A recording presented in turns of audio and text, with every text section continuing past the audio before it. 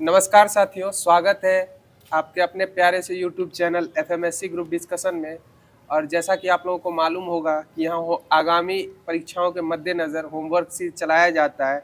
Homework जो है हमारी टेक्निकल टीम के माध्यम से हमारे व्हाट्सएप एवं टेलीग्राम चैनलों पे पूर्व में ही सेंड कर दी जाती है, जिसको पढ़ के आपको इस ग्रुप डिस्कशन को सुनना रहता है, जिससे आपकी तैयारी और भी बेहतर हो सके। तो बिना देरी किए हुए आज की जो होमवर्क सीरीज है, आज के करंट अफेयर से मेरे द्वारा प्रारंभ की जा रही है। तो बताइएगा, हाल ही में भारतीय सेना ने किस देश के साथ joint military exercise Surya Kiran 19 प्रारंभ किया है? यह भारत और नेपाल। सूर्य किरण युद्धाभ्यास किन दो देशों के मध्य होता है? भारत एवं नेपाल के मध्य होता है। बताइएगा, हाल ही में विश्व ओजोन दिवस 2025 कब मनाया गया है? 16 सितंबर को मनाया गया है। बताइएगा, विश्व पर्यटन दिवस किस तिथि को मनाया जाता है? यह 27 सितंबर को मनाया जाता है विश्व पर्यटन दिवस। और विश्व ओजोन दिवस किस तिथि को मनाया जाता है? 16 सितंबर को मनाया जाता है। बताइएगा, हाल ही में विश्व बौद्धिक संपदा संगठन के वैश्विक नवाचार सूचकांक 2025 में भारत को कौन सा स्थान मिला है? यह 38वां स्थान मिला है। कौन सा स्थान मिला है? 38वां स्थान मिला है। और बताइएगा, मानव विकास सूचकांक में भारत का स्थान कौन सा है? 130वां हो जाएगा। और बताइएगा, ग्लोबल जेंडर गैप में 131वां स्थान हो जाएगा। बताइएगा, शांति सूचकांक में भारत का स्थान कौन सा है? 115 हो जाएगा। और खुशहाली में 118वां स्थान हो जाएगा। सही जवाब हो जाएगा। बताइएगा, हाल ही में भारत सरकार ने हिंद महासागर के किस देश के साथ उपग्रह ट्रैकिंग स्टेशन स्थापित करने का समझौता किया है? यह मॉरिशस के साथ किया। और मॉरिशस की राजधानी कहाँ हो जाएगी? पोर्ट लुइस हो जाएगी। सही जवाब हो जाएगा। मॉरिशस की राजधानी पोर्ट लुइस से होगी। और मॉरिशस के साथ भारत ने ट्रैकिंग, हिंद महासागर का देश है मॉरिशस, जिसके साथ उपग्रह ट्रैकिंग स्टेशन स्थापित करने के लिए समझौता किया है। बताइएगा, हाल ही में पीएम मोदी ने स्वस्थ नारी सशक्त परिवार अभियान की शुरुआत कहां से की है? यह मध्य प्रदेश से की है, एमपी से की है। हाल ही में पीएम मोदी ने स्वस्थ नारी सशक्त परिवार अभियान की शुरुआत कहां से की है? मध्य प्रदेश से शुरुआत की है। बताइएगा, हाल ही में ओमान का पहला national communication satellite Oman set first किसने लॉन्च किया है? यह एयरबस के माध्यम से लॉन्च किया गया। किसके माध्यम से लॉन्च किया गया? एयरबस के माध्यम से लॉन्च किया गया। बताइएगा, हाल ही में चर्चा में रही पुस्तक डेमोग्राफी रिप्रेजेंटेशन डिलिमिटेशन के लेखक कौन हो जाएंगे? रवि के मिश्रा हो जाएंगे। कौन हो जाएंगे? रवि के मिश्रा। पुस्तक डेमोग्राफी रिप्रेजेंटेशन डिलिमिटेशन के लेखक कौन हो जाएंगे? रवि के मिश्रा हो जाएंगे। बताइएगा, ऑपरेशन सिंदूर पुस्तक किसके द्वारा लिखी गई है? केजीएस ढिल्लन के द्वारा लिखी गई है। किसके द्वारा लिखी गई है ऑपरेशन सिंदूर? ये केजीएस ढिल्लन के द्वारा लिखी गई है। बताइएगा, हाल ही में समरकंद में पुरुष वर्ग का 2025 फीडे ग्रैंड स्विस का खिताब किसने जीता है? यह अनीश गिरी के द्वारा जीता गया। किसके द्वारा जीता गया है? अनीश गिरी के द्वारा जीता गया है। बताइएगा, हाल ही में फीडे शतरंज वर्ल्ड कप 2025 का खिताब जीतने वाले जावोखिर सिंडारोव का संबंध किस देश से हो जाएगा? ये उज्बेकिस्तान से हो जाएंगे। कहां से हो जाएंगे? उज्बेकिस्तान से हो जाएंगे जावोखिर सिंडारोव, जिन्होंने फीडे शतरंज वर्ल्ड कप 2025 का खिताब जीता है। बताइएगा, हाल ही मेगा इंजीनियरिंग भारत का पहला निजी क्षेत्र का रणनीतिक पेट्रोलियम भंडार कहाँ स्थापित करेगी? यह कर्नाटक में करेगी। कहाँ करेगी? कर्नाटक में करेगी। और कर्नाटक में उथल पुथल चल रही है सरकार की, सिद्धारमैया और शिव कुमार के मध्य चल रही है। बताइएगा, हाल ही में T20I में दुनिया के नंबर 1 गेंदबाज बनने वाले भारत के तीसरे गेंदबाज कौन हो गए हैं? ये वरुण चक्रवर्ती हो जाएंगे। कौन हो जाएंगे? वरुण चक्रवर्ती T20I में दुनिया के नंबर 1 गेंदबाज बनने वाले भारत के तीसरे गेंदबाज हो जाएंगे। बताइएगा, हाल ही में पीएम मोदी ने saffron aircraft engine services India facility का उद्घाटन कहाँ में किया है? यह हैदराबाद में किया है। कहाँ किया है? हैदराबाद में किया है। Saffron aircraft engine services India facility का। बताइएगा, हाल ही में किस राज्य सरकार ने प्रधानमंत्री मोदी के 75वें जन्म दिवस पर नमो गार्डन योजना की घोषणा की है? नमो गार्डन योजना की घोषणा की है। यह महाराष्ट्र के द्वारा की गई। और महाराष्ट्र में भी बीजेपी शासित सरकार है और वहाँ के मुख्यमंत्री कौन है? देवेंद्र फडणवीस हो जाएंगे। कौन हो जाएंगे? देवेंद्र फडणवीस हो जाएंगे। बताइएगा, हाल ही में शून्य मातृ मृत्यु दर प्राप्त करने वाला पहला केंद्र शासित प्रदेश कौन सा हो गया है? यह पांडिचेरी हो गया। और भारत में भी शिशु मृत्यु दर घट के कितनी प्रतिशत घटी है? 75% घट के 25% हो गई है। बताइएगा, हाल ही में बीमा सुगम पोर्टल कहाँ लॉन्च किया गया है? ये हैदराबाद में लॉन्च किया गया है। हाल ही में बीमा सुगम पोर्टल कहाँ लॉन्च किया गया है? हैदराबाद में। और किस संगठन के द्वारा किया गया है? इरडा के द्वारा किया गया। किसके द्वारा किया गया? इरडा के द्वारा किया गया है। बताइएगा राष्ट्रपति द्रौपदी मुर्मू पहली बार किस राज्य की विधानसभा को संबोधित करेंगी? यह उड़ीसा की विधानसभा को संबोधित करेंगी राष्ट्रपति द्रौपदी मुर्मू। बताइएगा हाल ही में चर्चा में रही पुस्तक democracies heartland inside the battle for the power in south Asia का संबंध किससे हो जाएगा? यह वाईवी कुरैशी से हो जाएगा। किनसे हो जाएगा? वाईवी कुरैशी से हो जाएगा। बताइएगा हाल ही में बुसान फिल्म फेस्टिवल में किसे फेस ऑफ एशिया पुरस्कार मिला है? हाल ही में बुसान फिल्म फेस्टिवल में किसे फेस ऑफ एशिया पुरस्कार मिला है? ये हुमा कुरैशी को। सही जवाब है। किन्हें मिला है? हुमा कुरैशी को। ये अभिनेत्री हो जाएंगी। बताइएगा हाल ही में बॉलीवुड गायक जुबिन गर्ग की स्कूबा डाइविंग दुर्घटना में कहाँ मौत हो गई है? या सिंगापुर में हो गया। सिंगापुर में इनके नाम पे एक द्वीप का नाम रखा है, जुबिन गर्ग द्वीप नाम रखा है, सिंगापुर के द्वारा रखा गया है। बताइएगा हाल ही में नेशनल मिल्क डे 2025 किस तिथि को मनाया गया है? यह 26 नवंबर को मनाया गया नेशनल मिल्क डे। बताइएगा हाल ही में आत्मनिर्भर भारत पहल के तहत पहला विदेशी भारतीय रक्षा विनिर्माण संयंत्र कहाँ स्थापित होगा? यह मोरक्को में होगा। कहाँ होगा? मोरक्को में स्थापित होगा। भारत पहल के तहत पहला विदेशी भारतीय रक्षा विनिर्माण संयंत्र। बताइएगा हाल ही में ऑस्कर 2026 में अंतर्राष्ट्रीय फीचर फिल्म पुरस्कार श्रेणी में भारत की आधिकारिक प्रविष्टि के रूप में किसे चुना गया है? यह होम बाउंड सिनेमा को चुना गया। किसको चुना गया? होम बाउंड को चुना गया। बताइएगा हाल ही में सीएजी की पहली राज्य वित्त 2022-23 रिपोर्ट के अनुसार सबसे अधिक ऋण से जीएसडीपी अनुपात वाला राज्य कौन सा बन गया है? राज्य या पंजाब राज्य हो जाएगा। और बताइए हाल ही में दादा साहब फाल्के पुरस्कार किसके लिए किन्हें चुना गया है? मोहनलाल को चुना गया है। किनको चुना गया है? मोहनलाल को चुना गया है। 23 के लिए दिया गया। हाँ 23 का दिया है। बताइएगा हाल ही में मिस्र में आयोजित ISSF world championship rifle pistol 2025 में भारत ने कुल कितने पदक जीते हैं? यह 13 पदक जीते हैं। कितने पदक जीते हैं? 13 पदक जीते हैं मिस्र में आयोजित ISSF वर्ल्ड चैंपियनशिप राइफल या पिस्टल 2025 में।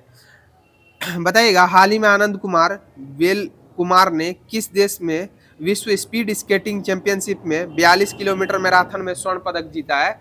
यह चीन में जीता है। कहाँ जीता है? चीन में जीता है। बताइएगा हाल ही में T20I 100 विकेट लेने वाले पहले भारतीय गेंदबाज कौन बन गए हैं? यह अर्शदीप सिंह हो जाएंगे। कौन हो जाएंगे? अर्शदीप सिंह हो जाएंगे। और T20I में नंबर 1 कौन हो जाएंगे गेंदबाज? यह वरुण चक्रवर्ती हो जाएंगे जो तीसरे भारतीय हो जाएंगे। बताइएगा हाल ही में चर्चा में रहा मिसाइल रोधी लेजर प्रणाली आयरन बीम का संबंध किससे हो जाएगा? यह इजराइल से हो जाएगा। और ऑपरेशन राइजिंग लॉयन किस देश के द्वारा चलाया गया? इजराइल के द्वारा ही चलाया गया, ईरान पे चलाया गया। ऑपरेशन मिडनाइट हमर किसके द्वारा चलाया गया? अमेरिका के द्वारा ईरान पे चलाया गया। सही जवाब हो जाएगा। बताइएगा भारतीय सेना 38 साल बाद ऑपरेशन पवन के शहीदों को ऑफिशियली सम्मानित करेगी। इस ऑपरेशन का संबंध किससे था? श्रीलंका से संबंधित हो जाएगा ऑपरेशन पवन का संबंध। बताइएगा हाल ही में किस देश के द्वारा अपने हवाई एवं बंदरगाहों का प्रयोग युद्ध स्थल के रूप में नहीं करने पर मंजूरी दी है? यह श्रीलंका के द्वारा ही दी गई है। बताइएगा हाल ही में भारतीय सेना ने अमोघ फ्यूरी अग्नि अभ्यास कहाँ किया है? अमोघ फ्यूरी यह राजस्थान में किया। ऑपरेशन सर्द हवा कहाँ बीएसएफ के द्वारा चला गया? राजस्थान में ही चलाई गई बीएसएफ के द्वारा, राजस्थान में ऑपरेशन सर्द हवा। बताइएगा हाल ही में प्रधानमंत्री मोदी ने भारत के सबसे बड़े क्रूज टर्मिनल का अनावरण कहाँ किया है?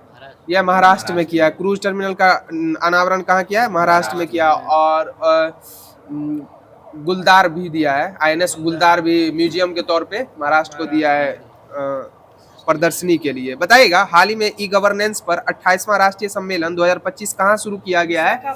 यह विशाखापट्टनम में ई गवर्नेंस का 28वां राष्ट्रीय सम्मेलन शुरू किया गया 2025 में। बताइएगा हाल ही में ICC mains T20I world cup 2026 का टूर्नामेंट का ब्रांड एम्बेसडर किन्हें चुना गया है? यह रोहित शर्मा को चुना गया। किनको चुना गया है? रोहित शर्मा को चुना गया है। सही जवाब हो जाएगा। बताइएगा हाल ही में doctor APJ Abdul Kalam science city का उद्घाटन कहाँ में किया गया है? यह पटना में किया गया है। Doctor APJ Abdul Kalam science city का उद्घाटन। बताइएगा हाल ही में वनडे में सबसे तेज शतक लगाकर विराट कोहली का रिकॉर्ड किस महिला खिलाड़ी ने तोड़ दिया है? स्मृति मंधाना के द्वारा तोड़ दिया है। किनके द्वारा तोड़ दिया गया? स्मृति मंधाना के द्वारा। हाँ, हाल फिलहाल में इनकी शादी पोस्टपोन हो गई है, इनके पिता की तबीयत खराब थी। हाँ, बताइएगा हाल ही में अंतर्राष्ट्रीय शांति दिवस 2025 किस तिथि को मनाया गया है? 21 सितंबर को मनाया गया है अंतर्राष्ट्रीय शांति दिवस।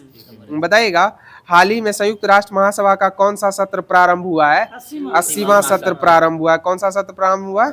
80वां सत्र प्रारंभ हुआ है। बताइएगा हाल ही में किसानों के लिए रायथन्ना मिकोसम योजना किसने शुरू की है? यह आंध्र प्रदेश के द्वारा रायथन्ना मिकोसम योजना प्रारंभ की गई है किसानों के लिए।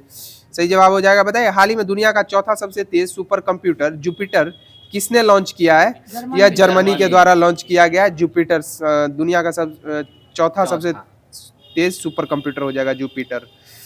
बताइएगा हाल ही में राष्ट्रीय आयुर्वेद दिवस 2025 कब मनाया गया है? यह 23 सितंबर को मनाया गया है। राष्ट्रीय आयुर्वेद दिवस किस तिथि को मनाया गया है? 23 सितंबर को। अंतर्राष्ट्रीय शांति दिवस किस तिथि को मनाया गया है? 21 सितंबर को मनाया गया। विश्व पर्यटन दिवस किस तिथि को मनाया जाता है?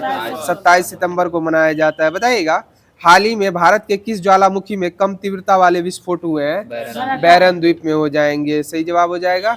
और यह भारत का एक सक्रिय ज्वालामुखी हो जाएगा मात्र। सही जवाब हो जाएगा। तो साथियों आज की जो करंट अफेयर्स की सीरीज थी वो यहीं पे समाप्त होती है और इसी के साथ आप लोगों के मध्य ग्रुप डी एग्जाम के मद्देनजर द एग्जाम पोर्टल का जो साइंस एनसीईआरटी बेस दिया गया था वो प्रारंभ किया जा रहा है। बताइएगा पानी में डूबी हुई लकड़ी मुड़ी हुई दिखाई पड़ती है, ऐसा किसके कारण प्रतिभासित होता है? प्रकाश के अपवर्तन के कारण ऐसा हो पाता है। बताइएगा तारे क्यों टिमटिमाते हैं? ये भी अपवर्तन के कारण ही तारे टिमटिमाते हुए प्रतीत होते हैं। बताइए तारों का वास्तविक ऊर्जा का स्रोत क्या होता है? नाभिकीय संलयन हो जाएगा और ये प्लाज्मा के स्वरूप में होते हैं इसी के कारण। बताइएगा पानी से भरे गिलास में रखा गया नींबू गिलास की बगल से देखने पर वास्तविक आकार से बड़ा प्रतीत होता है, इसका कारण क्या होता है? अपवर्तन ही इसका कारण हो जाएगा। बताइएगा तारपीन के तेल का अपवर्तनांक कितना होता है? 1.47। 1.47। बताइएगा केरोसिन का अपवर्तनांक कितना होता है? 1.44 हो जाएगा। केरोसिन का अपवर्तनांक कितना हो जाएगा? 1.44। और जिसका अपवर्तनांक जितना न्यूनतर रहेगा उसमें प्रकाश की चाल उतनी अधिकतर होगी। बताइएगा बर्फ का अपवर्तनांक कितना होता है? 1.31 हो जाएगा। कितना हो जाएगा? 1.31 हो जाएगा। बताइए कार्बन डाइऑक्साइड का अपवर्तनांक कितना होता है? 1.63 हो जाएगी। कार्बन डाइऑक्साइड का अपवर्तनांक कितना होता है? 1.63 हो जाएगी। सही जवाब हो जाएगा। बताइएगा कांच की पट्टी के माध्यम से प्रकाश के अपवर्तनांक के बाद निर्गत किरणें कैसी हो जाती है? निर्गत किरणें आपतित किरण के समांतर हो जाती है। बताइएगा सघन माध्यम से विरल माध्यम में जाने पर प्रकाश की किरणों पे क्या प्रभाव पड़ता है? तेजी से दूर भागेगी और अभिलंब से दूर हट जाएगी। बताइएगा प्रकाश के किसी निश्चित रंग तथा निश्चित माध्यमों के युग्म के लिए आपतन कोण की जया तथा अपवर्तन कोण की जया किस अनुपात स्थिर होता है? इस नियम को क्या कहा जाता है? स्नेल का नियम। अर्थात स्नेल का नियम क्या होता है? साइन आई बटे साइन आर हो जाता है। सही जवाब हो जाएगा। बताइएगा जब प्रकाश एक माध्यम से दूसरे माध्यम में जाता है तब अपवर्तनांक क्या होता है? प्रकाश की चाल में अपवर्तनांक परिवर्तन होने के कारण होता है। प्रकाश की चाल में परिवर्तन होने के कारण अपवर्तन होता है। बताइएगा विरल माध्यम में प्रकाश की चाल क्या होती है? विरल माध्यम में अधिक होगी और सघन में न्यूनतर होगी। सही जवाब हो जाएगा। बताइएगा आवर्धक शीशा होता है किसका? आवर्धक शीशा जो है ना उत्तल लेंस का निर्मित होता है। किसका निर्मित होता है? उत्तल लेंस का। बताइएगा गोलीय दर्पण के ध्रुव तथा वक्रता त्रिज्या से गुजरने वाली सीधी रेखा को क्या कहा जाता है? मुख्य अक्ष कहा जाता है। क्या कहा जाता है? मुख्य अक्ष कहा जाता है। गोलीय दर्पण के ध्रुव एवं वक्रता त्रिज्या से गुजरने वाली सीधी रेखा को क्या कहते हैं? मुख्य अक्ष कहा जाता है। बताइएगा अवतल दर्पण में जब वस्तु को अनंत पर रखा जाता है तो छवि कहाँ बनेगी? फोकस पे बनेगी और इसकी प्रकृति कैसी रहेगी? वास्तविक उल्टी अत्यंत संकुचित छवि हो जाएगी। वास्तविक उल्टी अत्यंत संकुचित छवि अर्थात छोटी छवि हो जाएगी। बताइएगा यदि किसी वस्तु को अवतल दर्पण के वक्रता केंद्र पर रखा जाता है तो उसका प्रतिबिंब कैसा बनेगा? वास्तविक और समान बनेगा। वास्तविक और समान बनेगा अगर केंद्र के वक्रता केंद्र के पास रखा जाता है। बताइएगा जब किसी वस्तु को C और F के बीच रखा जाता है तो अवतल दर्पण की आकृति कहाँ बनेगी? C के बाद बनेगी। कहाँ बनेगी? C के बाद बनेगी। C और F के मध्य रखा जाए तो सी और एफ के मध्य सी के बाद हो जाएगा। बताइएगा गोलीय दर्पण के परावर्तक पृष्ठ के केंद्र बिंदु को क्या कहा जाता है? दर्पण का ध्रुव कहा जाता है। गोलीय दर्पण के परावर्तक पृष्ठ के केंद्र बिंदु को क्या कहा जाता है? दर्पण का ध्रुव कहा जाता है। बताइए अवतल दर्पण द्वारा किस प्रकार का प्रतिबिंब बनता है? आभासी और वास्तविक दोनों बनेगा। अवतल दर्पण द्वारा कैसा प्रतिबिंब बनेगा? आभासी और वास्तविक दोनों बनेंगे। बताइएगा वे किरण पुंज जो एक बिंदु से निकलकर फैलते हैं उसे क्या कहा जाता है? अपसारी किरण पुंज कहा जाता है। वे किरण पुंज जो एक बिंदु से निकलकर फैलते हैं उन्हें क्या कहा जाता है?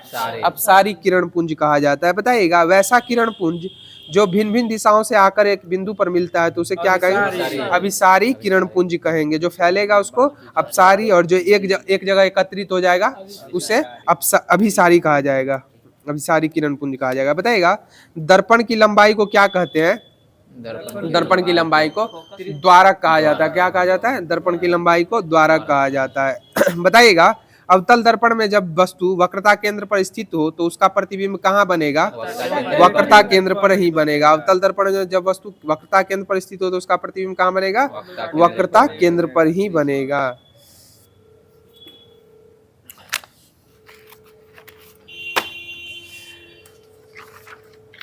बताइएगा किसी परिपथ का वह गुण जो विद्युत ऊर्जा को ऊष्मा में बदल देता है क्या कहा जाता है? प्रतिरोध कहा जाता है। सही जवाब हो जाएगा किसी परिपथ का वह गुण जो विद्युत ऊर्जा को ऊष्मा में बदल देता है प्रतिरोध कहलाता है।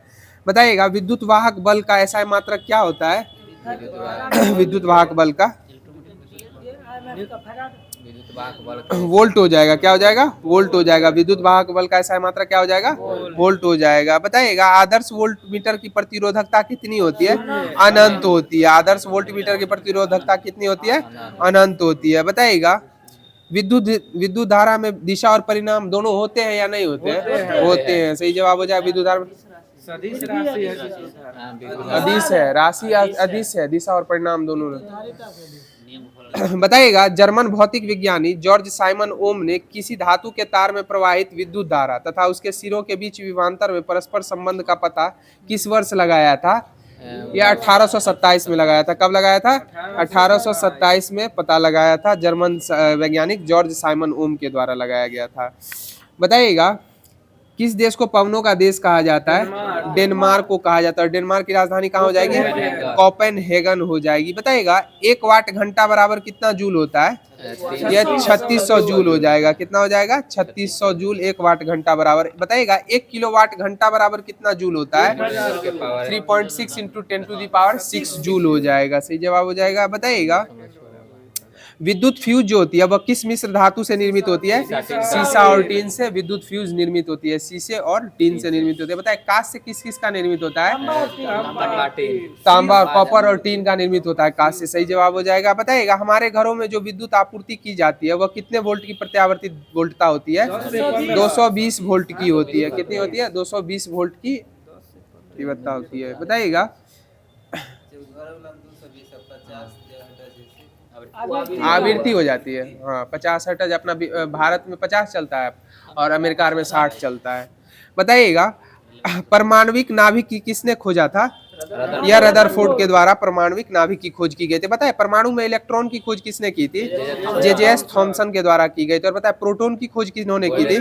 गोल्डस्टीन ने की थी। बताइएगा परमाणु के नाभिक के अंदर पाए जाने वाले कण कौन कौन से होते हैं? प्रोटॉन और न्यूट्रॉन होते हैं। कौन कौन होते हैं? प्रोटॉन और न्यूट्रॉन। बताए नाभिक के निकटतम कौन सी कक्षा होती है? के कक्षा हो जाएगी। नाभिक के निकटतम कौन सी कक्षा हो जाएगी? के हो जाएगी।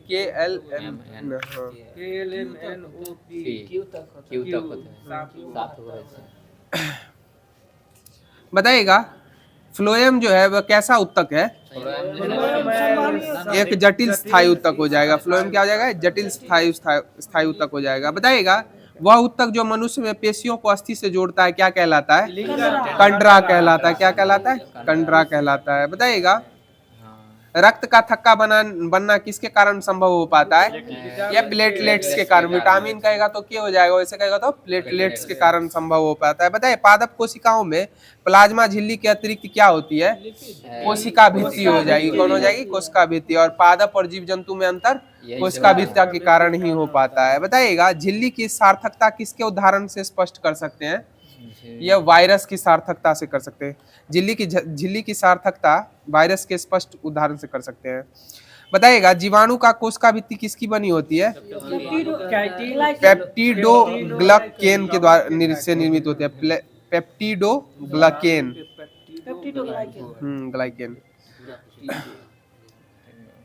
बताइएगा यूकैरियोटिक कोशिकाओं में कसाभी में कितने तंतु होते हैं? 11 तंतु हो जाएंगे। कितने तंतु हो जाएंगे? 11 तंतु हो जाएंगे। यूकैरियोटिक कोशिकाओं में कसाभी में कितने तंतु होते हैं? 11 तंतु होते हैं। बताइएगा कोशिका भित्ति एवं लाइसोसोम का निर्माण कौन करता है? यह गोल्जिकाय के द्वारा किया जाता है। किसके द्वारा किया जाता है? गोल्जिकाय। और गोल्जिकाय की खोज किसने की थी? कैमियो गोल्जी के द्वारा की गई थी। बताइएगा पौधे के जड़ तथा तनों के वृद्धि वाले भाग विद्यमान रहते हैं तथा इनकी लंबाई में वृद्धि कौन सा विभिजोतक करता है? शीर्ष विभिजोतक। और तने की मोटाई पार्श्व विभिजोतक करता है। और बताइएगा पौधे में वृद्धि के लिए कौन सा हार्मोन उत्तरदायी होता है? ऑक्जीन हो जाएगा। ऑक्जीन हार्मोन उत्तरदायी होता है पौधे की वृद्धि में। बताइएगा पौधे की वृद्धि को कौन अवरोधित करता है?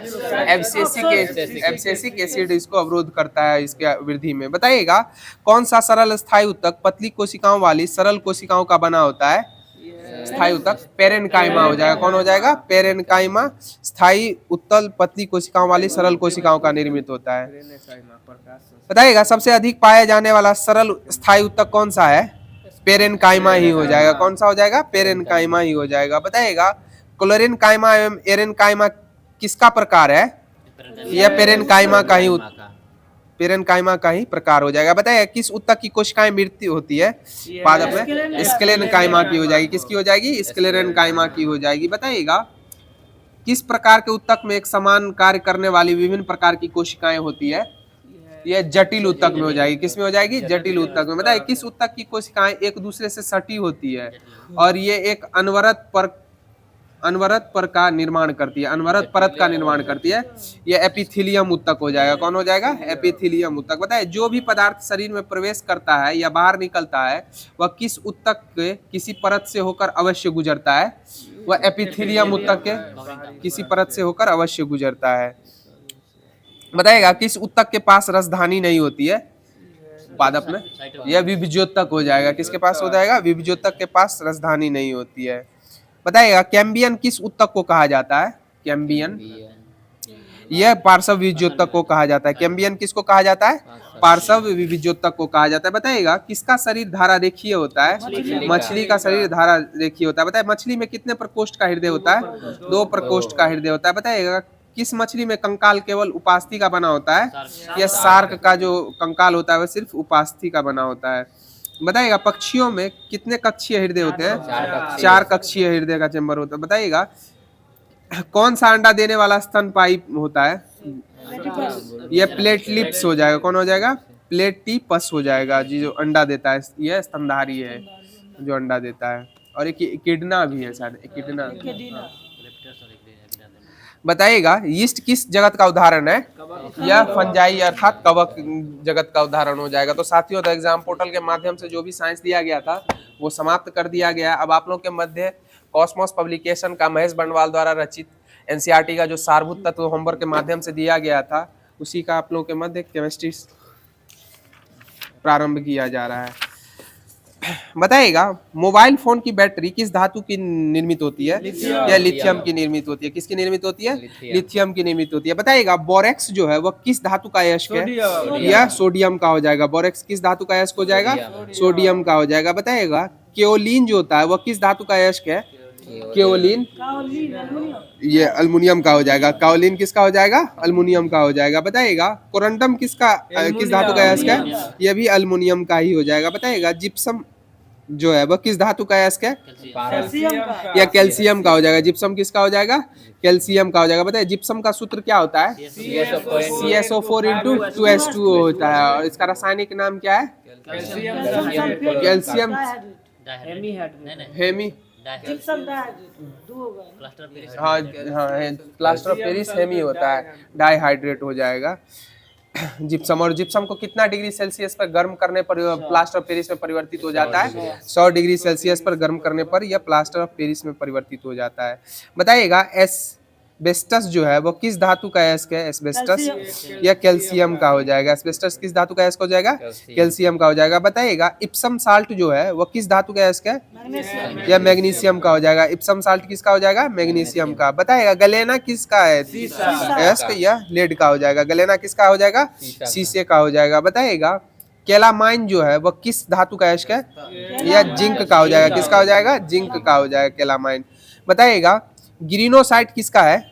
ग्रीनोसाइट ये कैडमियम का हो जाएगा। ग्रीनोसाइट किसका हो जाएगा? कैडमियम का हो जाएगा। बताइएगा कार्नेलाइट किसका है अयस्क? यह यूरेनियम का हो जाएगा। किसका हो जाएगा? हाँ कार्नेटाइट है, कार्नेटाइट हो जाएगा। कार्नेटाइट यूरेनियम का हो जाएगा। सही जवाब हो जाएगा। बताइएगा पिंच ब्लेड किसका है? यूरेनियम का ही हो जाएगा पिंच ब्लेड। बताए मोनाजाइट किसका है? या थोरियम का हो जाएगा मोनाजाइट। बताइएगा क्विक लाइम का रासायनिक नाम क्या है? कैल्शियम ऑक्साइड हो जाएगा। क्विक लाइम किसका रासायनिक नाम क्या है? कैल्शियम ऑक्साइड हो जाएगा क्विक लाइम। बताइएगा बुझा हुआ चूना किसे कहा गया है? कैल्शियम हाइड्रोक्साइड को कहा गया, जिसका सूत्र है CaOH4 हो जाएगा। बताइएगा परमाणु घड़ियों में टाइम कीपर के रूप में किस धातु का प्रयोग किया जाता है? सीजियम का प्रयोग किया जाता है परमाणु घड़ियों में टाइम कीपर के रूप में। बताइएगा मतदाता की उंगली में लगाई जाने वाली स्याही के निर्माण में किस रासायनिक यौगिक का प्रयोग किया जाता है? सिल्वर नाइट्रेट अर्थात AgNO3 का प्रयोग किया जाता है। बताइएगा फोटोग्राफी में किस यौगिक का प्रयोग किया जाता है? सिल्वर ब्रोमाइड AgBr का प्रयोग किया जाता है। बताइएगा कृत्रिम वर्षा के लिए किस रसायन का प्रयोग किया जाता है? सिल्वर आयोडाइड का प्रयोग किया जाता है, अर्थात क्लाउड सीडिंग जिसको बोलते हैं अंग्रेजी में, उसके लिए सिल्वर आयोडाइड का प्रयोग किया जाता है। बताइएगा क्वार्च का रासायनिक नाम क्या है? सोडियम सिलिकेट हो जाएगा। क्वार्च का रासायनिक नाम क्या हो जाएगा? सोडियम सिलिकेट हो जाएगा। Na2SiO3 हो जाएगा। बताइएगा पर्ल एस किस रासायनिक यौगिक को कहा गया है? पोटेशियम कार्बोनेट को पर्ल एस कहा गया है। पर्ल एस किसको कहा गया? पोटेशियम कार्बोनेट को कहा गया है। बताइएगा जिंक सल्फेट का प्रयोग सामान्यतः किस रूप में किया जाता है? जिंक सल्फेट का प्रयोग कवकनाशी के रूप में किया जाता है। किसके रूप में किया जाता है जिंक सल्फेट का प्रयोग? कवकनाशी के रूप में किया जाता है। बताइए भूपर पट्टी पर सर्वाधिक मात्रा में पाए जाने वाले धातु तत्व कौन सी हो जाएगी? यह अल्मुनियम हो जाएगी। धातु तत्व कौन हो जाएगी? अल्मुनियम हो जाएगी। और भूपर पट्टी पर सर्वाधिक मात्रा में पाए जाने वाला तत्व तब हो जाएगा ऑक्सीजन हो जाएगा। सही जवाब हो जाएगा। बताइए भूपर पट्टी पर पाए जाने वाला दूसरा सबसे अत्यधिक जो पाए जाने वाला तत्व है वो कौन सा है? वो सिलिकॉन हो जाएगा। कौन सा हो जाएगा? सिलिकॉन तत्व बोले हैं, दूसरा तत्व बोले हैं सिलिकॉन। धातु तत्व कहेगा तो एल्यूमिनियम, और सीधे तत्व कहेगा तो ऑक्सीजन, और दूसरा तत्व कहेगा तो सिलिकॉन हो जाएगा। बताइएगा किसको भविष्य का ईंधन कहा गया है? हाइड्रोजन को भविष्य का ईंधन कहा गया है। बताइएगा अभ्रक कच्चे माल के रूप में किस उद्योग में प्रयोग किया जाता है? यह विद्युत उद्योग में प्रयोग किया जाता है अभ्रक। बताइएगा एक सामान्य शुष्क सेल में किस में विद्युत अपघट्य होता है? या किस रसायन, यह रसायन कौन सा होता है? अमोनियम क्लोराइड हो जाएगा। क्या हो जाएगा? Ammonium chloride. एक सामान्य शुष्क सेल में विद्युत अपघट्य क्या होता है? अमोनियम क्लोराइड हो जाएगा। बताए कार्बन का शुद्धतम रूप क्या होता है? हीरा हो जाएगा। बताइएगा ग्रेफाइट किसका अपरूप है? या कार्बन का ही हो जाएगा। ग्रेफाइट किसका अपरूप हो जाएगा? कार्बन का ही अपरूप हो जाएगा। बताइएगा हीरा जो है वो विद्युत का सुचालक है या कुचालक है? या कुचालक हो जाएगा। क्या हो जाएगा? कुचालक हो जाएगा। और शीशा जिसको शीशा को क्या कहा जाता है? अतिशीतित द्रव कहा जाता है, और यह विद्युत और उष्मा दोनों का कुचालक हो जाएगा। बताइएगा पेंसिल का लेड किस पदार्थ का बना होता है? यह ग्रेफाइट का ही बना होता है। बताए भारी जल का सूत्र क्या हो जाएगा? D2O हो जाएगा। और इसकी खोज किस ड्यूटेरियम ऑक्साइड यूरे और वाष्पन के द्वारा इसकी खोज की गई थी। सही जवाब हो जाएगा। बताइएगा समुद्री जल को शुद्ध जल में किस प्रक्रिया के द्वारा परिवर्तित किया जाता है? यह विपरीत प्रासरण के द्वारा। आसवन विधि के द्वारा। बताइएगा फिटकिरी गंदे पानी को किस प्रक्रिया के द्वारा शुद्ध कर दी है? स्कंदन विधि के द्वारा शुद्ध करती है। बताइएगा भारी जल जो है इसका प्रयोग किस में किया जाता है? परमाणु रिएक्टरों में मंदक के रूप में किया जाता है। बताइएगा भार के अनुसार जल में हाइड्रोजन कितने प्रतिशत रहता है? 11.11% हो जाएगा। और बताइएगा जल में हाइड्रोजन और ऑक्सीजन के द्रव्यमान का अनुपात कितना होता है? 1:8 हो जाएगा द्रव्यमान का अनुपात। बताइएगा ट्यूबलाइट में निम्न दाब पर कौन सी गैस भरी होती है? नियॉन और पारावाष्प हो जाएगा, नियॉन और पारावाष्प। बताइएगा हाइड्रोजन को जलाने पे क्या प्राप्त होगा? जल प्राप्त होगा। हाइड्रोजन को जलाने पे क्या प्राप्त होगा? जल प्राप्त हो जाएगा। बताइएगा कोयले के जलने से कौन सी गैस निकलती है? कार्बन डाइऑक्साइड यानी अर्थात CO2 निकलती है। और सबसे उत्तम कोटि का कोयला कौन सा है? एंथ्रासाइट हो जाएगा। और बताइएगा भूरा कोयला किसे कहा गया? लिग्नाइट कोयला को भूरा कोयला कहा गया। किसको? हाँ। बताइएगा सिंदूर का रासायनिक सूत्र क्या होता है? Pb3O4 हो जाएगा। सिंदूर का क्या हो जाएगा रासायनिक सूत्र? Pb3O4 हो जाएगा। बताइए कार्बन टेट्राक्लोराइड का सूत्र बता दीजिए। CCl4। अमोनिया का क्या हो जाएगा? NH3 हो जाएगा। क्या हो जाएगा? NH3। बताइएगा मौसम संबंधी अध्ययन किए जाने वाले गुब्बारों में कौन सी गैस भरी होती है? यह हीलियम गैस भरी होती है। बताइएगा शरीर में आयोडीन की कमी से किस हार्मोन के स्राव में कमी होती है? थायरॉक्सिन हार्मोन के स्राव में कमी होती है आयोडीन। और इसकी कमी से कौन सा रोग हो जाता है? गलकंड बोलते हैं, यानी घेघा रोग हो जाता है, गलकंड रोग हो जाता है। बताइएगा उत्कृष्ट या अक्रिय गैसों के परमाणु के बाह्यतम कोश में पूर्ण होते हैं या नहीं होते हैं? पूर्ण होते हैं। और इसकी संयोजकता कितनी होती है? 0 हो जाएगी। सही जवाब हो जाएगा। बताइएगा ऑक्सीजन की खोज किसने की थी? क्रिस्टले के द्वारा की गई थी। ऑक्सीजन की खोज किसने की थी? क्रिस्टले ने की थी। तो साथियों केमिस्ट्री का जो भी होमवर्क दिया गया था कॉस्मोस पब्लिकेशन के माध्यम से वो समाप्त कर दिया गया। अब आप लोग के मध्य आधुनिक भारत हिस्ट्री अर्थात इतिहास का जो होमवर्क दिया गया था वो प्रारंभ किया जा रहा है। बताइएगा भारत का प्रथम वायसराय तथा भारत में पहली बार आयकर लगाया गया था किस वायसराय के कार्यकाल में? लॉर्ड कैनिंग के कार्यकाल में। बताइएगा 1857 की महान क्रांति किस वायसराय के कार्यकाल में हुई थी? लॉर्ड कैनिंग के शासनकाल में ही हुई थी। बताइएगा बहावी आंदोलन का दमन किस वायसराय ने किया था? लॉर्ड एल्गिन प्रथम के द्वारा किया गया था। बहावी आंदोलन का दमन किसके द्वारा किया गया था? लॉर्ड एल्गिन प्रथम के द्वारा किया गया था। बताइएगा मोपला विद्रोह कहाँ हुआ था? केरल में हुआ था। और कब हुआ था? 1921। हाँ 21 बताइएगा प्रथम अकाल आयोग का गठन किस वायसराय के शासनकाल में हुआ था?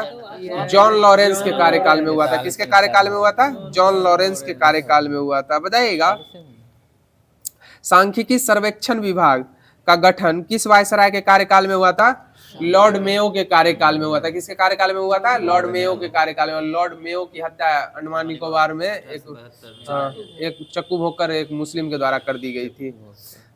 उसका कुछ गफूर ऐसी करके कुछ नाम है। बताइएगा कुका विद्रोह का दमन किसके द्वारा किया गया था? राम सिंह हाँ राम सिंह विद्रोह का नेतृत्व पूछे तो कुका विद्रोह का नेतृत्व राम सिंह कुका ही हो जाएंगे। और वायसराय कहेगा तो नॉर्थ ब्रुक के कार्यकाल में हुई थी। बताइएगा द्वितीय अकाल आयोग का गठन किस वायसराय के कार्यकाल में हुआ था? लॉर्ड लिटन के कार्यकाल में हुआ था। और सर्वप्रथम दिल्ली दरबार जो है किस वायसराय के कार्यकाल में लगा था? लॉर्ड लिटन के कार्यकाल में ही प्रथम दिल्ली दरबार लगा था। हार्डिंग द्वितीय में है ना, तीसरा में लगा था हार्डिंग द्वितीय के कार्यकाल में 1911। हाँ 3 बार लगा था। बताइएगा वायनाकुलर प्रेस एक्ट जो है वह किस वायसराय के कार्यकाल में पारित हुआ था? लॉर्ड लिटन के कार्यकाल में ही लगा था। और इस पर से प्रतिबंध कब किसके कार्यकाल में हटा दिया था? रिपन के कार्यकाल में हटा दिया गया था। बताइएगा भारत में नियमित जनगणना प्रारंभ हुई थी। कब प्रारंभ हुई थी नियमित जनगणना? 1881 में। और भारत में प्रथम बार जनगणना कब हुई थी? 1872 में। इसमें 20% क्षेत्र जो था ना वो छोड़ दिया गया था। हैदराबाद और जयपुर था, जयपुर राजस्थान का छोड़ दिया था। हाँ राजस्थान का कुछ क्षेत्र छोड़ा था। बताइएगा तृतीय नहीं भारत में था लेकिन किन्हीं कारणों से उसको छोड़ दिया गया। हाँ जनगणना नहीं हो पाई थी। बताइएगा तृतीय आंग्ल बर्मा युद्ध, उस समय तो आधिपत्य अंग्रेजों का ही ना था, पूरा संपूर्ण भारत पे अंग्रेजों का आधिपत्य था। बताइएगा तृतीय आंग्ल बर्मा युद्ध जो था वो कब हुआ था? 1885 में हुआ था। और इसी के तहत जो है ना बर्मा का भारत में विलय हो गया था 1885 में। बताइएगा भारत से बर्मा कब अलग हुआ था? 1937 में हुआ था। हाँ 1937 में अलग हुआ था। 35 का अधिनियम था, भारत शासन अधिनियम 1935 के तहत 37 में बर्मा भारत से अलग हुआ था। बताइएगा अकाल की जांच के लिए लॉयन आयोग का गठन किस वायसराय के कार्यकाल में हुआ था? लॉर्ड एल्गिन द्वितीय के कार्यकाल में हुआ था। किसके कार्यकाल में हुआ था? लॉर्ड एल्गिन द्वितीय के कार्यकाल में हुआ था। बताइएगा बंगाल विभाजन 1905 जो हुआ था किस वायसराय के कार्यकाल में हुआ था? लॉर्ड कर्जन के कार्यकाल में हुआ था। सही जवाब हो जाएगा। बताइए भारतीय राष्ट्रीय कांग्रेस की स्थापना किस वायसराय के कार्यकाल में हुई थी? डफरिन के कार्यकाल में हुई थी। किसके कार्यकाल में हुई थी? लॉर्ड डफरिन के कार्यकाल में हुई थी। और किसके द्वारा यह कहा गया था? कांग्रेस लॉर्ड डफरिन के दिमाग की उपज है, लाला लाजपत राय के द्वारा कहा गया था। सही जवाब हो जाएगा। बताइएगा 1906 में मुस्लिम लीग की स्थापना कहां और किन के द्वारा की गई थी? ढाका में आगा खां एवं समीउल्लाह के द्वारा की गई थी। और यह किस वायसराय के कार्यकाल में हुआ था? लॉर्ड मिंटो द्वितीय के कार्यकाल में हुआ था। किसके कार्यकाल में हुआ था? लॉर्ड मिंटो द्वितीय के कार्यकाल में हुआ था। बताइएगा कांग्रेस का विभाजन कब हुआ था? 1907 में हुआ था, सूरत अधिवेशन। और उस समय भारत के वायसराय कौन थे?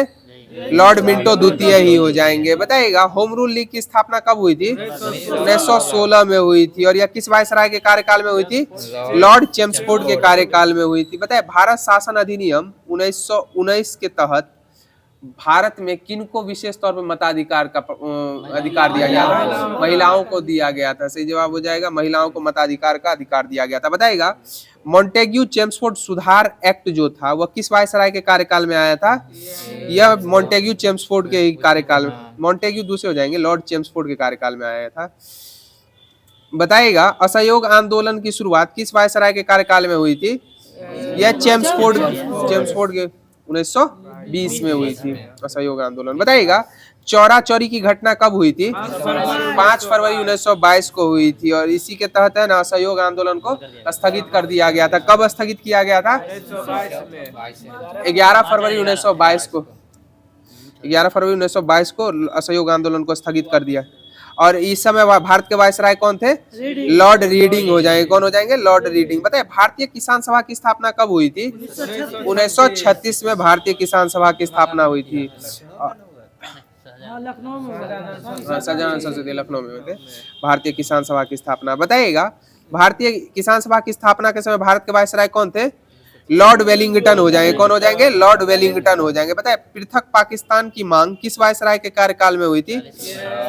लॉर्ड लिनलिथगो के कार्यकाल में हुई थी। 1940 में किया था, 1940 में। बताइएगा भारत छोड़ो आंदोलन कब हुआ था? 1942 में हुआ था, 9 अगस्त 1942। 8 या 9? 8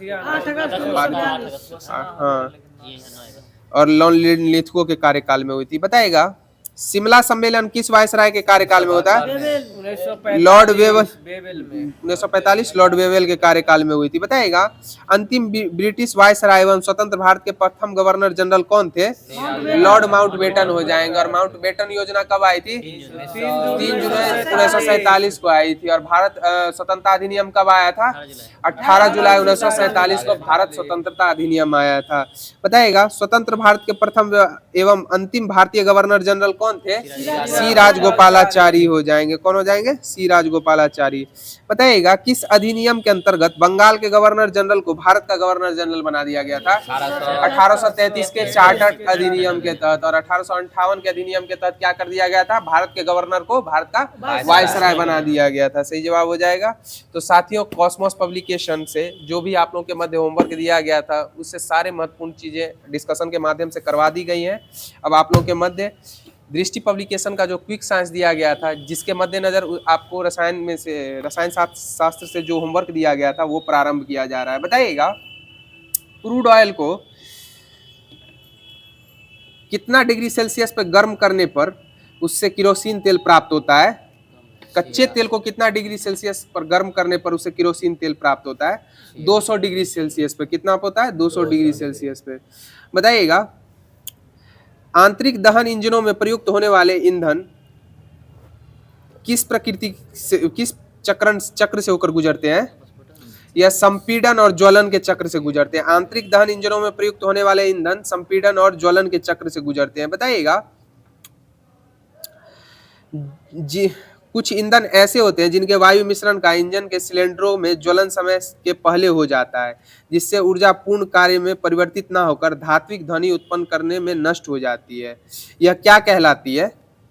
यह धात्विक ध्वनि अपस्फोटन कहलाएगी। क्या कहलाएगी? धात्विक ध्वनि अपस्फोटन कहलाएगी। बताइएगा पेट्रोल इंजन में प्रयुक्त इंजन की गुणवत्ता व्यक्त करने के लिए किसका प्रयोग करते हैं? ऑक्टेन संख्या का प्रयोग करते हैं। और डीजल इंजन में प्रयुक्त ईंधन के सीटेन संख्या का प्रयोग करते हैं। सही जवाब हो जाएगा। बताइएगा ऑटोमोबाइल ईंधनों में किसका प्रयोग प्रतिहिम यानी एंटी फ्रीज एजेंट की तरह किया जाता है?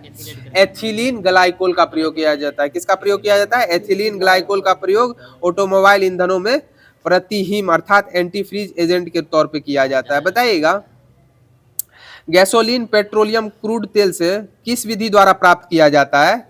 या प्रभाजी आसवन के द्वारा प्राप्त किया जाता है। गैसोलीन पेट्रोलियम जो है क्रूड तेल से किस विधि द्वारा प्राप्त किया जाता है? प्रभाजी आसवन के तहत प्राप्त किया जाता है। बताइएगा गैसोहोल में 90% सीसा रहित पेट्रोल तथा 10% अल्कोहल के मिश्रण को क्या कहा जाता है?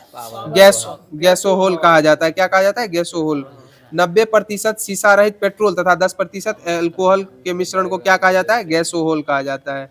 बताइएगा अल्कोहल को मिलाने से पेट्रोल की कौन सी संख्या बढ़ जाती है?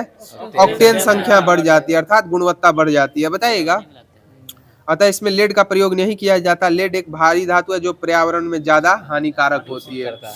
बताइएगा जैविक स्रोतों से प्राप्त हाइड्रोकार्बन के प्रभाजी आसवन से बायोडीजल क्या होता है? प्राप्त होता है। जैविक स्रोतों से प्राप्त हाइड्रोकार्बन के प्रभाजी आसवन से क्या प्राप्त होता है? बायोडीजल प्राप्त होता है। जीवाश्म ईंधन की तरह इसे भी आंतरिक दहन इंजन से ईंधन की तरह प्रयोग किया जाता है, परंतु यह नवीकरणीय ऊर्जा स्रोत है बायोडीजल।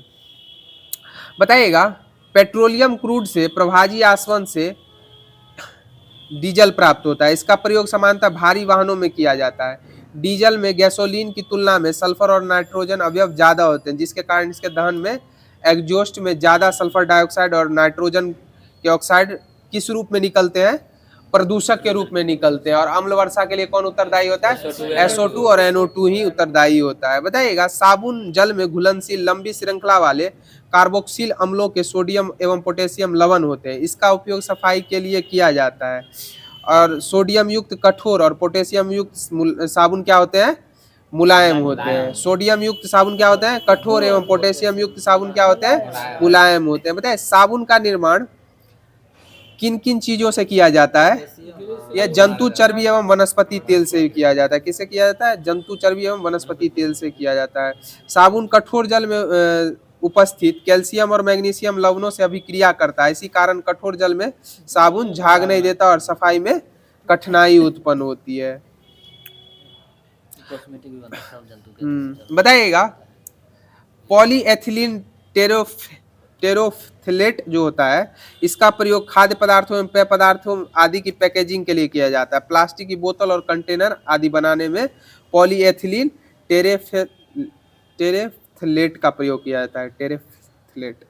बताइएगा पेट का सबसे व्यापक रूप में पुनर्निर्मित किए जाने वाले पेट बोतलों और कंटेनरों में जिन्हें आमतौर पर पिघलाया जाता है और फाइब्रिकल या कालीन के लिए रेशे या फाइबर के रूप में क्या किया जाता है?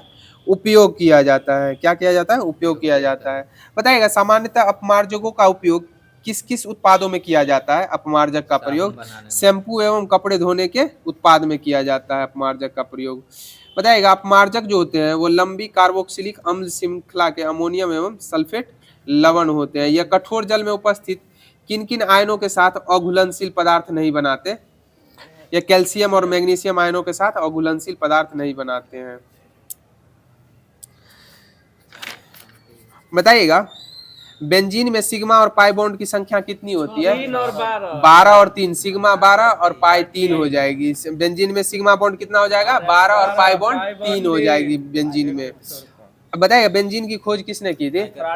माइकल फेराडे के द्वारा की गई थी। बेंजीन 1825 में की गई थी। बताइएगा एक हाइड्रोकार्बन जिसमें कार्बन के 2 परमाणु द्विबंध द्वारा जुड़े होते हैं क्या कहलाते हैं? एल्कीन कहलाते हैं। और एल्कीन का सूत्र क्या हो जाएगा? CnH2n हो जाएगा एल्कीन का सूत्र। सही जवाब हो जाएगा। बताइएगा सोडा वाटर की बोतल खोलने पर कौन सी गैस निकलती है? CO2 गैस निकलती है। कौन सी गैस निकलती है? CO2 निकलती है। बताइएगा भोपाल गैस त्रासदी जो थी इसमें इसके लिए कौन सी गैस उत्तरदायी थी? मिथाइल आइसोसाइनेट अर्थात मिक उत्तरदायी थी। और यह घटना जो हुई थी भोपाल गैस त्रासदी कब हुई थी? 3 दिसंबर 1984 को हुई थी। और बताइएगा चार्नोबिल संयुक्त रूस में जो दुर्घटना हुई थी वह किस तिथि को हुई थी? 1986 में। 26 अप्रैल 1986 को हुई थी परमाणु दुर्घटना चार्नोबिल में। बताइएगा मेथेन गैस को उत्पादित करने वाला क्षेत्र कौन सा होता है? धान का खेत हो जाएगा। पशु भी हो जाएगा, जुगालीकरण जो करता है पशु। बताइएगा उन शराब त्रासदियों में जिनके परिणाम स्वरूप अंधता आदि होती है हानिकारक पदार्थ कौन सा होता है? एथिल अल्कोहल हो जाएगा। कौन सा हो जाएगा? Ethyl alcohol. बताइएगा शराब पिए हुए व्यक्ति को चेक करने के लिए कि यह शराब पिए हुए कि नहीं पिए हुए किस रसायन का प्रयोग किया जाता है? पोटेशियम डाइक्रोमेट सल्फेट का प्रयोग किया जाता है। किसका प्रयोग किया जाता है? पोटेशियम डाइक्रोमेट सल्फेट का प्रयोग किया जाता है। बताइएगा और इसमें जो मात्रा जो रहती है ना वह 30 से 120 से अधिक रहेगा तो वो व्यक्ति पिए हुए हैं। 30 से 120 30 से 120 से अधिक रहेगा ना तो वो पिए हुए हैं। 30 से 120 के मध्य रहना चाहिए। बताइएगा प्रथम विश्व युद्ध में किस एक रासायनिक आयुध के रूप में प्रयोग किया गया था? मस्टर्ड गैस का प्रयोग किया गया था प्रथम विश्व युद्ध में। प्रथम विश्व युद्ध में कितने देशों ने भाग लिया था? 37 देशों ने भाग लिया था। द्वितीय में 61 लिया था। और इस पर अभी हाल फिलहाल में प्रतिबंध लगा दिया गया मस्टर्ड गैस पे जो यानी हमारी त्वचा पे गिर के बड़े बड़े घावों का निर्माण कर देती है। हमारी त्वचा की जो ढाल होती है वो निकल जाती है और जलन उत्पन्न होती है, इसीलिए मस्टर्ड गैस पे प्रतिबंध लगा दिया गया है। तो साथियों दृष्टि पब्लिकेशन का जो क्विक साइंस दिया गया था उसके मद्देनजर आप लोगों के मध्य जो भी साइंस के इंपोर्टेंट क्वेश्चन थे वो करा दिए गए हैं। अब आगे की कड़ी में आप लोगों के मध्य स्पीडी पब्लिकेशन का सामान्य अध्ययन प्रारंभ किया जा रहा है। बताइएगा आयुर्वेद की उत्पत्ति किस वेद से हुई है? अथर्ववेद से हुई है। और सबसे प्राचीन वेद कौन सा वेद है? ऋग्वेद हो जाएगा। और पता है बलि देने की जो क्रिया है इसका उल्लेख कौन से वेद में है? यजुर्वेद में हो जाएगा। बलि का उल्लेख कौन से वेद में हो जाएगा? यजुर्वेद में हो जाएगा। बताइएगा तख्ते ताउस पर बैठने वाला अंतिम मुगल शासक कौन था? मोहम्मद शाह हो जाएगा। और तख्ते ताउस का निर्माण किसने करवाया था? शाहजहां के द्वारा तख्ते ताउस का निर्माण कराया गया था। और बताइएगा हिंदी साहित्य का स्वर्ण काल किस मुगल शासक के काल को कहा गया है? अकबर के काल को कहा गया। और स्थापत्य कला का स्वर्ण काल किस मुगल शासक के काल? शाहजहां के कार्यकाल को कहा गया है। सही जवाब हो जाएगा। बताइएगा हाँ चित्र जहांगीर हो जाएगा। बताइएगा पुर्तगालियों ने गोवा पर कब कब्जा किया था? 1510 में किया था। 1961 में मुक्त कर दिया था। और गोवा मुक्ति दिवस किस तिथि को मनाया जाता है राजीव भैया? 19 दिसंबर को मनाया जाता है गोवा मुक्ति दिवस। बताइएगा 3 बीघा कॉरिडोर जो है वह किन दो देशों के मध्य संबंधित है? भारत एवं बांग्लादेश के मध्य 3 बीघा कॉरिडोर संबंधित हो जाएगा। बताइएगा द्वितीय श्रेणी के शयनयान कोच में कितने शयन होते हैं? 72 सैया होते हैं। द्वितीय श्रेणी के शयनयान में 72 सैया होते हैं। सैया नहीं बोलते हैं, मरनी सैया जो बोलते हैं, सैया उसी को बोलते हैं, बेड को बोलेंगे। बताइएगा सबसे बड़ी सजीव पक्षी कौन सी है? शुतुरमुर्ग हो जाएगी। कौन हो जाएगी? शुतुरमुर्ग हो जाएगी, जो उड़ने में असमर्थ होती है, ये सिर्फ दौड़ती है। बताइएगा पौधे में जीवन होने की खोज किन्होंने की थी? जेसी बोस के द्वारा की गई थी। पौधे में जीवन होने की खोज किन्होंने की थी? जेसी बोस के द्वारा, जगदीश चंद्र बोस के द्वारा की गई थी। बताइएगा अपवर्तनांक के सटीक माप हेतु किस यंत्र का प्रयोग किया जाता है? रिफ्रैक्टोमीटर का प्रयोग किया जाता है। अपवर्तनांक के सटीक मापन हेतु किसका प्रयोग किया जाता है? रिफ्रैक्टोमीटर का प्रयोग किया जाता है। बताइएगा लोहे में जंग लगना कौन सा उदाहरण है? ऑक्सीकरण का उदाहरण हो जाएगा। इसको रेडॉक्स भी आप ऑप्शन के अनुसार जा सकते हैं। रेडॉक्स अभिक्रिया भी होती है लोहे में जंग लगना। और लोहे में जंग लगने के पश्चात इसके भार में क्या परिवर्तन होता है? इसका भार बढ़ जाता है और कुछ समय के पश्चात धीरे धीरे घटना शुरू हो जाता है। बताइएगा रविन्द्रनाथ टैगोर को 1913 में नोबेल पुरस्कार उनकी किस कृति के लिए दिया गया था? गीतांजलि के लिए दिया गया था। किसके लिए दिया गया था? गीतांजलि के लिए दिया गया था। और बताइएगा भारत राष्ट्रीय विज्ञान दिवस किस तिथि को मनाया जाता है? 28 फरवरी को राष्ट्रीय विज्ञान दिवस मनाया जाता है। बताइएगा प्रथम एशियन गेम्स जो है वह किस देश में आयोजित हुआ था? भारत में हुआ था। 1951। बताइएगा मछली का सबसे बड़ा उत्पादक देश कौन सा है? चीन हो जाएगा। मछली का सबसे बड़ा उत्पादक देश कौन सा हो जाएगा? चीन हो जाएगा। और भारत में कौन सा राज्य हो जाएगा? आंध्र प्रदेश हो जाएगा। कौन सा राज्य हो जाएगा? आंध्र प्रदेश। बताइएगा संविधान की धारणा की उत्पत्ति सबसे पहले कहाँ हुई थी? अमेरिका ये अमेरिका में हुई थी। कहाँ हुई थी संविधान की धारणा की उत्पत्ति? अमेरिका में हुई थी। बताइएगा चमगादड़ अंधेरे में किस तरंग की मदद से उड़ना शब्दध्वनि के कारण अल्ट्रासोनिक तरंग के मदद से उड़ने में सक्षम हो पाता है। बताइएगा मदर टेरेसा जो थी वह किस देश में, इनका जन्म जो है किस देश में हुआ था? अल्बानिया में मदर टेरेसा का जन्म हुआ था। बताइएगा लाला लाजपत राय को किसके विरोध प्रदर्शन के समय घातक चोट पहुंची थी? साइमन कमीशन के विरोध में प्रदर्शन के समय घातक चोट पहुंच गई थी, लाठी से वार किया। कर्नाटक में किनका? इन्हीं का पंजाब के थे लाला लाजपत राय। मतलब कहाँ हो मत इनको मतलब अथी में हुआ लाठी लाहौर में। हाँ। बताइएगा सौरमंडल का सबसे बड़ा ग्रह कौन सा ग्रह हो जाएगा? बृहस्पति हो जाएगा। बताइएगा भारत की पहली महिला आईपीएस अधिकारी कौन थी? किरण बेदी हो जाएगी। आईएएस कहेगा तब अन्ना जॉर्ज हो जाएगा, आईपीएस कहेगा तो किरण बेदी हो जाएंगी। बताइएगा पौधे को अपना पोषण मुख्यतः कहाँ से प्राप्त होता है? मिट्टी से प्राप्त होता है। और जड़ जो है उसको सहायक होती है जल एवं खनिज लवण, हाँ, संचित करके संपूर्ण पादपों में पहुंचाती है। बताइएगा ब्राजील में विस्तीर्ण कॉफी बागान को क्या कहा जाता है? फेजेंडा कहा जाता है। बताइएगा क्यूबा की राजधानी कहाँ है? हवाना हो जाएगी। बताइए जय जवान जय किसान का नारा किन्होंने दिया था? लाल बहादुर शास्त्री के द्वारा जय जवान जय किसान का नारा दिया गया था। बताइएगा भारत के दूसरे प्रधानमंत्री कौन थे? लाल बहादुर शास्त्री ही हो जाएंगे दूसरे प्रधानमंत्री। बताइएगा नर्मदा बचाओ आंदोलन से कौन जुड़े हुए हैं? मेधा पाटेकर हो जाएंगी। बताइएगा दादा साहेब फाल्के पुरस्कार किस क्षेत्र में दिया जाता है? सिनेमा के क्षेत्र में दिया जाता है दादा साहेब फाल्के पुरस्कार। एक स्वर्ण कमल, एक चद्दर और 10 लाख रुपए में 15 हो गया। बताइएगा आईने अकबरी पुस्तक के लेखक कौन हो जाएंगे? अबुल फजल हो जाएंगे आईने अकबरी के। बताइए सोडियम कार्बोनेट जो होता है इसको कौन सा सोडा कहा जाता है? धोने का सोडा कहा जाता है। और सोडियम बाइकार्बोनेट को क्या कहा जाता है? खाने का सोडा अर्थात बेकिंग सोडा भी कहा जाता है। बताइएगा भूमध्य सागर को कौन लाल सागर से जोड़ता है? कौन सी नहर? स्वेज नहर जोड़ेगी। कौन सी नहर जोड़ेगी? स्वेज नहर जोड़ेगी। बताइएगा श्वेत रक्त कण का जीवन काल कितने दिनों का होता है? 2 से 4 या 5 दिन होता है। स्वेज नहर 1869 है। 1914 में आपका पनामा हो जाएगी। 1869 1956 में राष्ट्रीयकरण हुआ था। बताइएगा संगीत कला शैली हेतु कौन सा पुरस्कार दिया जाता है? ग्रैमी पुरस्कार दिया जाता है। बताइएगा फरक्का सिंचाई परियोजना किस राज्य में स्थित है? पश्चिम बंगाल में हो जाएगा। फरक्का सिंचाई योजना हो जाएगी। बताइएगा भाखड़ा नागल बहुउद्देशीय परियोजना किस नदी पर निर्मित है? या सतलज नदी पर भाखड़ा नागल बहुउद्देशीय परियोजना निर्मित है। बताइएगा लोकसभा में अधिकतम कितने सदस्य होते हैं? 550 हो जाएगा। 45, हाँ वो तो निर्वाचित हो जाएंगे, चुनाव होता है। बताइएगा और राज्यसभा में सदस्यों की संख्या कितनी हो सकती है अधिकतम? 250। अभी कितनी है? अभी जो है 245 है। 245 जिसमें राज्यों से 225, 8 केंद्र शासित प्रदेश से एवं 12 जो है राष्ट्रपति मनोनीत करते हैं। और हाल फिलहाल में कितने लोगों को मनोनीत किया गया है? 4 व्यक्तियों को मनोनीत किया गया। बताए एशियाई स्वरों के लिए विख्यात गिर राष्ट्रीय उद्यान किस राज्य में स्थित है? या गुजरात में स्थित हो जाएगा। सही जवाब हो जाएगा। बताइएगा महाबलेश्वर हिल स्टेशन जो है वह किस राज्य में स्थित है? महाराष्ट्र राज्य में महाबलेश्वर हिल स्टेशन हो जाएगा। बताइएगा नरोरा एटॉमिक पावर स्टेशन जो है वह किस राज्य में स्थित है? उत्तर प्रदेश में हो जाएगा। नरोरा कहाँ हो जाएगा? उत्तर प्रदेश में हो जाएगा।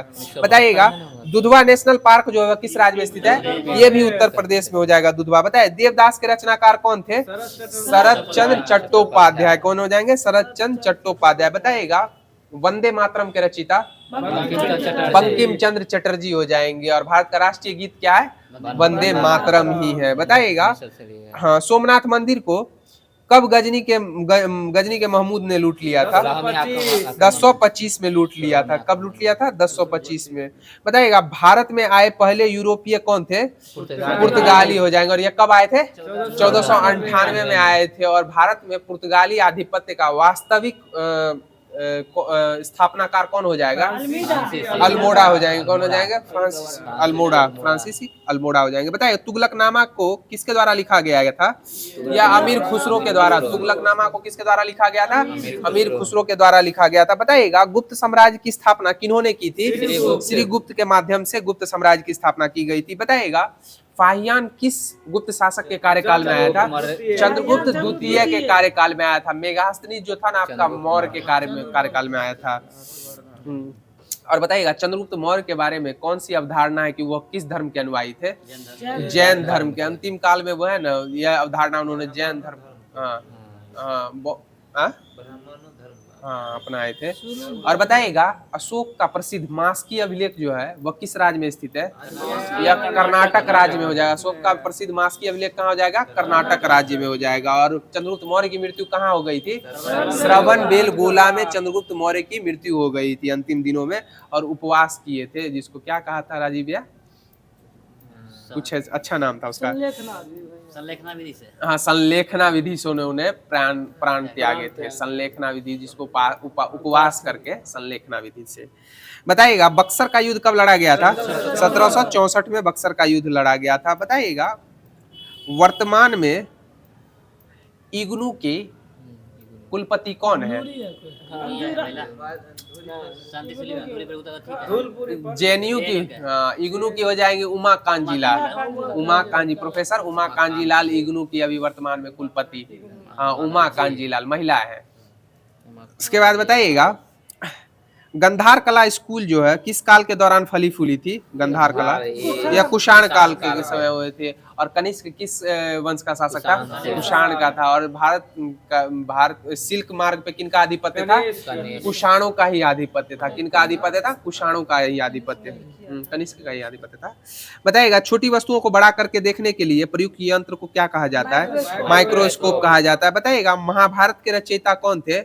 महर्षि वेद व्यास हो जाएगा। और महाभारत का पूर्ववर्ती नाम क्या था? जय संहिता कहा गया है। बताइए विश्व का सबसे बड़ा डेल्टाई मैदान कौन सा मैदान है? गंगा ब्रह्मपुत्र का मैदान हो जाएगा। गंगा ब्रह्मपुत्र का मैदान हो जाएगा। तो साथियों स्पीडी पब्लिकेशन का जो सामान्य अध्ययन आप लोग के मध्य होमवर्क सीरीज के माध्यम से दिया गया था वो भी डिस्कशन के द्वारा समाप्त कर दिया गया है। अब आप लोग के मध्य लुसेंट सीरीज का जो भी होमवर्क में दिया गया था वो प्रारंभ किया जा रहा है। सर्वप्रथम हिस्ट्री से प्रारंभ कर रहे हैं। बताइएगा शाहजी भोसले की दूसरी पत्नी का क्या नाम था? तुकाबाई मोहिते हो जाएगा। और शिवाजी की जो माता थी उनका क्या नाम था? जीजाबाई हो जाएगा। बताइए छत्रपति शिवाजी महाराज के गुरु कौन थे? कोंडदेव हो जाएंगे। दादाजी कोंडदेव थे। बताइएगा छत्रपति शिवाजी महाराज के आध्यात्मिक क्षेत्र के आचरण पर गुरु कौन थे? ये गुरु रामदास हो जाएंगे। कौन हो जाएंगे? गुरु रामदास आध्यात्मिक गुरु हो जाएंगे, जिनसे वो काफी ज्यादा प्रभावित थे। बताइए शिवाजी का विवाह किसके साथ हुआ था? शिवाजी का विवाह साईं बाई निम्बालकर के साथ हुआ था। किसके साथ हुआ था? साईं बाई निम्बालकर के साथ 1640 में शिवाजी का विवाह हुआ था। बताइएगा अपने सैन्य अभियान के अंतर्गत 1644 ईस्वी में शिवाजी ने सर्वप्रथम बीजापुर के किस पहाड़ी किले पर अधिकार किया था? तोरण पे किया था। किस पे किया था? तोरण के किले पे, तोरण के पहाड़ी किले पर आधिपत्य किया था। बताइएगा शाहजी ने शिवाजी को पूना की जागीर प्रदान कर स्वयं को कहाँ की रियासत में नौकरी कर ली थी? शाहजी के द्वारा। शाहजी भोसले जो शिवाजी के पिता थे, पूना की जागीर प्रदान करके स्वयं वो कहाँ की रियासत में नौकरी कर ली थी? वह बीजापुर के रियासत में नौकरी करने लगे थे। बताइएगा 1656 ईस्वी में शिवाजी ने अपनी राजधानी किसको बनाया था? रायगढ़ को ही बनाया था। और शिवाजी का जन्म भी रायगढ़ के दुर्ग में ही हुआ था, शिवनेर दुर्ग में, रायगढ़ के शिवनेर दुर्ग में हुआ था। बताइएगा शिवाजी को राजा की उपाधि किन्होंने दी थी? यह औरंगजेब के द्वारा दी गई थी। शिवाजी को राजा की उपाधि किसने दी थी? औरंगजेब के द्वारा दी गई थी। बताइएगा बीजापुर के सुल्तान ने अपने योग्य सेनापति अफजल खान को सितंबर 1659 ईस्वी में किसको पराजित करने के लिए भेजा था? शिवाजी को पराजित करने के लिए भेजा था, परंतु इसका उलट अफजल खान की इन्होंने हत्या कर दी थी।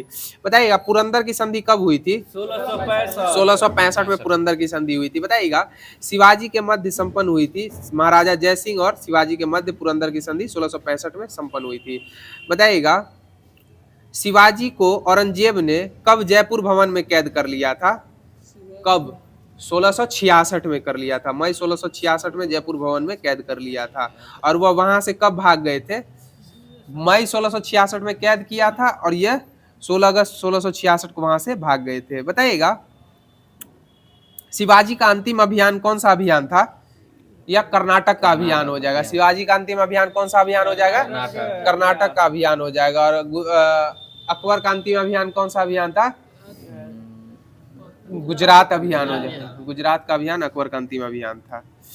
बताइएगा शिवाजी के पास 3 प्रसिद्ध तलवारें थी, भवानी, जगदम्बा और तलूजा।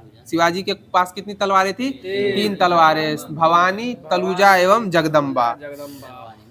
बताइएगा जगदम्बा तलवार वर्तमान में लंदन में है और तलूजा तलवार सिंधुदुर्ग में किले में, सिंधुदुर्ग के किले में है। और इसी का हाल फिलहाल में अभी अति हुआ है, नीलामी हुआ है, जिसे भारत लाएगा, भारत हाँ खरीदा गया जगदम्बा तलवार। बताइएगा शिवाजी के मंत्रिमंडल को क्या कहा जाता था? अष्टप्रधान कहा जाता है। वो कृष्णदेव राय के समय था अष्टदिग्गज, इनमें में था अष्टप्रधान, उनमें था अष्टदिग्गज। और आपका नवरत्न हो जाएंगे, अकबर के दरबार में रहते थे नवरत्न। बताइएगा शिवाजी ने दरबार में किस भाषा को भाषा के रूप में प्रयोग किया था? मराठी भाषा को भाषा के रूप में प्रयोग, मराठी बोला जाता है। बताइएगा शिवाजी को तोप किन्होंने प्रदान की थी? अंग्रेजों ने प्रदान की थी। शिवाजी को तोप किन्होंने प्रदान की थी? अंग्रेजों ने प्रदान की थी। बताइए मराठा राज्य के अंतर्गत 2 प्रकार के क्षेत्र होते थे। वह 2 क्षेत्र कौन कौन से थे? एक स्वराज होता था, एक मुगतई होता था। एक स्वराज, एक मुगतई। स्वराज जो क्षेत्र प्रत्यक्ष मराठाओं के नियंत्रण में रहता था उनको क्या कहा जाता था? स्वराज कहा जाता था, जो प्रत्यक्ष तौर पे मराठाओं के नियंत्रण में रहता था। जबकि वह क्षेत्र जिसमें वे चौथ एवं सरदेश मुख वसूल करते थे, मतलब कि आक्रमण न करने के लिए जो कर वसूल करते थे, उसको मुगतई कहा जाता था।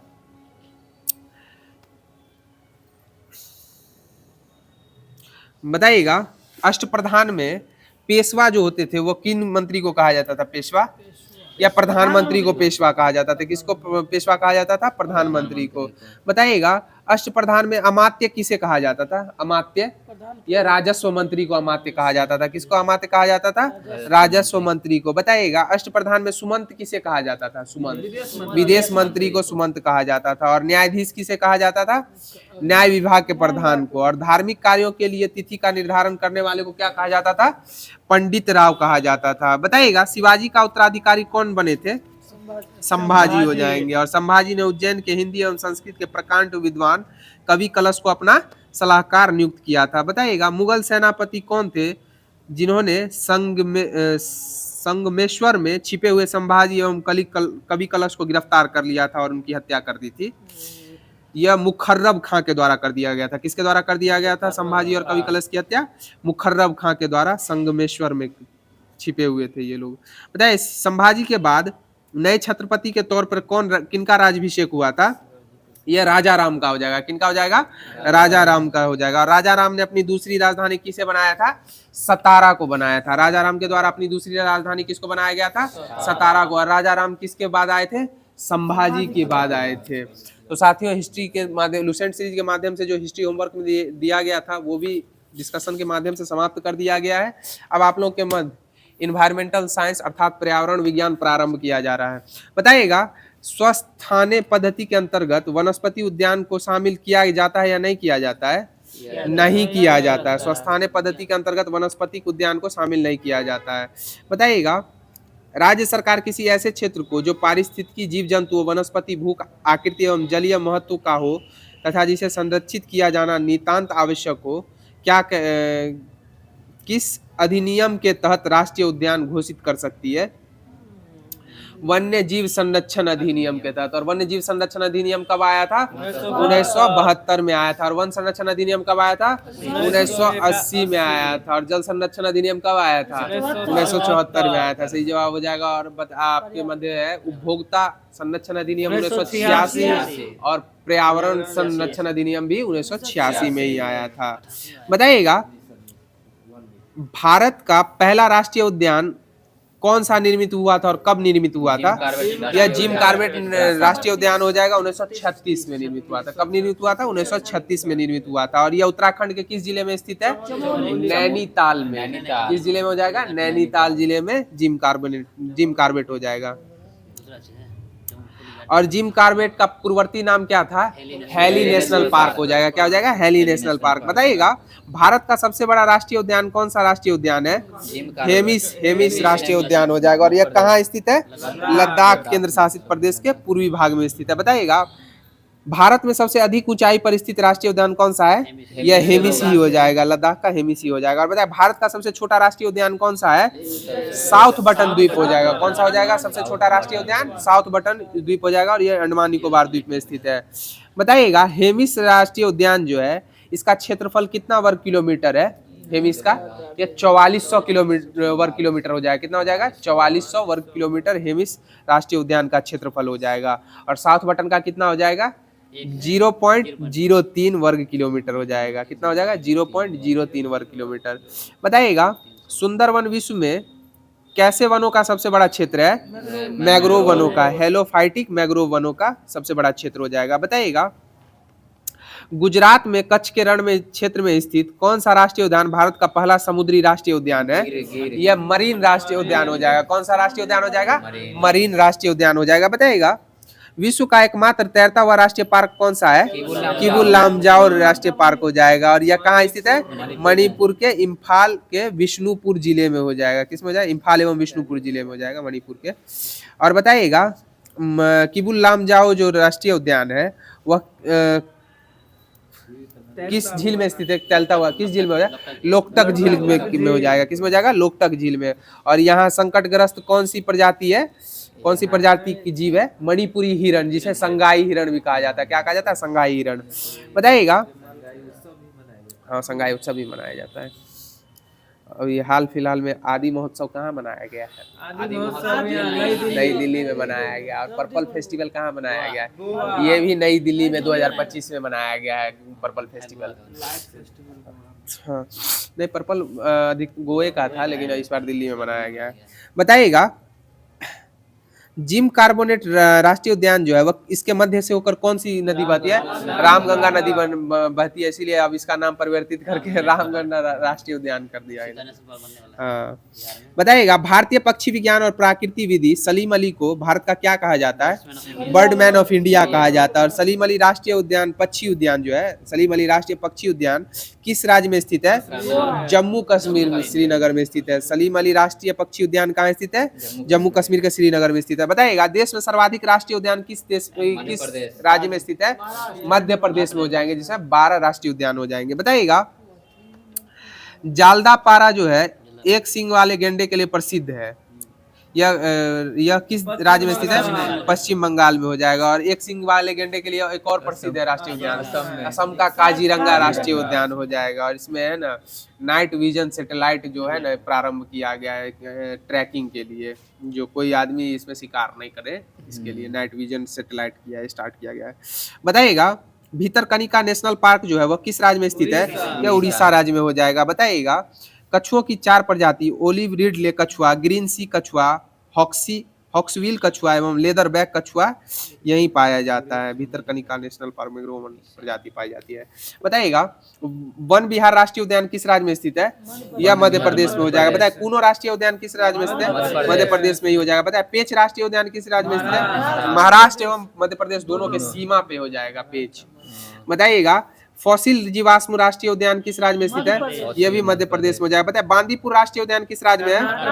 और बनेरघट्टा यह भी कर्नाटक में हो जाएगा। और बताइएगा कुद्रेमुख राष्ट्रीय उद्यान किस राज्य में है? यह भी कर्नाटक में हो जाएगा। बताइएगा पम्बदूम 16 राष्ट्रीय उद्यान किस राज्य में स्थित है?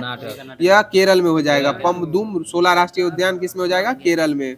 बताइए साइलेंट वैली राष्ट्रीय उद्यान किस राज्य में? केरल में हो जाएगा। एराविकुलम राष्ट्रीय उद्यान यह केरल में हो जाएगा। बताइए हरिके वेटलैंड राष्ट्रीय उद्यान यह पंजाब में हो जाएगा। हरिके वेटलैंड राष्ट्रीय उद्यान पंजाब में हो जाएगा। बताइएगा नागरहोल राष्ट्रीय उद्यान किस राज्य में स्थित है? ये कर्नाटक में हो जाएगा। इसका नाम अभी पूर्ववर्ती बदल कर राजीव गांधी राष्ट्रीय उद्यान कर दिया गया। बताइएगा इंदिरा गांधी राष्ट्रीय उद्यान किस राज्य में स्थित है? या तमिलनाडु। अन्नामलाई का नया नाम हो गया, अन्नामलाई का इंदिरा गांधी राष्ट्रीय उद्यान। बताइएगा जिम कॉर्बेट राष्ट्रीय उद्यान किस राज्य में है? उत्तराखंड में। उत्तराखंड के किस जिले में हो जाएगा? चमोली। नैनीताल जिले में। किस जिले में हो जाएगा? नैनीताल जिले में। हाँ, फूलों की घाटी राष्ट्रीय उद्यान हो जाएगा उत्तराखंड तमिल। बताइएगा सुंदरवन राष्ट्रीय उद्यान किस राज्य में स्थित है? पश्चिम बंगाल में हो जाएगा। बताइए सिंगालीला राष्ट्रीय उद्यान या पश्चिम बंगाल में सिंगालीला हो जाएगा। तो साथियों पर्यावरण विज्ञान के मध्य आप लोग के मध्य जो भी होमवर्क दिया गया था वो डिस्कशन के माध्यम से समाप्त कर दिया गया है। अब आप लोग के मध्य पॉलिटी प्रारंभ किया गया जा रहा है। बताइएगा अनुच्छेद 370 जो था वह किस राज्य में लागू था? जम्मू कश्मीर में लागू था, जहां दोहरी नागरिकता का प्रावधान था। किंतु भारत में कैसी नागरिकता का प्रावधान है? एकल नागरिकता का प्रावधान है। और यह किस देश के संविधान से लिया गया है? ब्रिटेन के संविधान से लिया गया है। बताइएगा कोई महिला यदि भारत के किसी अन्य राज्य के व्यक्ति से कहाँ किस राज्य की महिला पूर्व में जब 370 लागू था तो जम्मू कश्मीर की कोई भी महिला भारत के किसी अन्य राज्य के व्यक्ति से शादी करती थी तो उसे महिला को जम्मू कश्मीर की नागरिकता रहती थी या खत्म हो जाती थी? खत्म हो जाती थी। जम्मू कश्मीर की कोई भी महिला अगर भारत के किसी अन्य राज्य के पुरुष से विवाह करती थी तो उसके नागरिकता जम्मू कश्मीर की नागरिकता स्वतः समाप्त हो जाती थी। हाँ, भारत की थी। बताइएगा सुप्रीम बाहरी राज्यों का व्यक्ति जम्मू कश्मीर में पूर्व में 370 में मतदान कर सकता था या नहीं कर सकता था? नहीं कर सकता था। ना मतदान कर सकता था, ना चुनावी उम्मीदवार निर्मित हो सकता था। बताइएगा आपात स्थिति में राज्यपाल शासन लगाए जाने का प्रावधान राज्य में जम्मू कश्मीर में 370 के तहत था या नहीं था? नहीं था। आपात स्थिति में राज्यपाल शासन लगाया जाने का प्रावधान था। बताइएगा बताइएगा राज्यसभा ने 5 अगस्त को एवं लोकसभा ने 6 अगस्त 2019 को जम्मू कश्मीर राज्य पुनर्गठन अधिनियम की स्वीकृति दी। इसके अनुसार जम्मू कश्मीर को अब 2 हिस्सों में जम्मू कश्मीर एवं दूसरा लद्दाख निर्मित हुआ।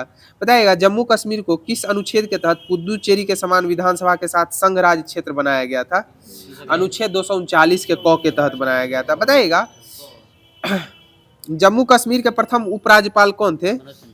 GS मुर्मू हो जाएंगे। कौन थे? GS मुर्मू हो जाएंगे। और लद्दाख के प्रथम उपराज्यपाल कौन थे? RK माथुर थे। कौन थे? RK माथुर थे। बताए जम्मू कश्मीर में राज्यसभा की कितनी सीटें हैं? 4 सीटें हो जाएंगी। और लोकसभा की कितनी सीटें हैं? 5 सीटें हो जाएगी। और जम्मू कश्मीर में विधानसभा की सीटों की संख्या कितनी है? 114 हो जाएगी। 91 तो है उसके लिए POK के लिए संरक्षित करके छोड़ दिया है। बताइएगा विधानसभा में उपराज्यपाल 2 महिला सदस्यों का मनोनयन भी कर सकता था। जम्मू कश्मीर में कर सकता है, अभी भी कर सकता है। बताइएगा जम्मू कश्मीर भारत का अभिन्न अंग कब बना था? 26 अक्टूबर 1947 को निर्मित हुआ था। कब हुआ था? 26 अक्टूबर 1947 को जम्मू कश्मीर भारत का अभिन्न अंग बना था।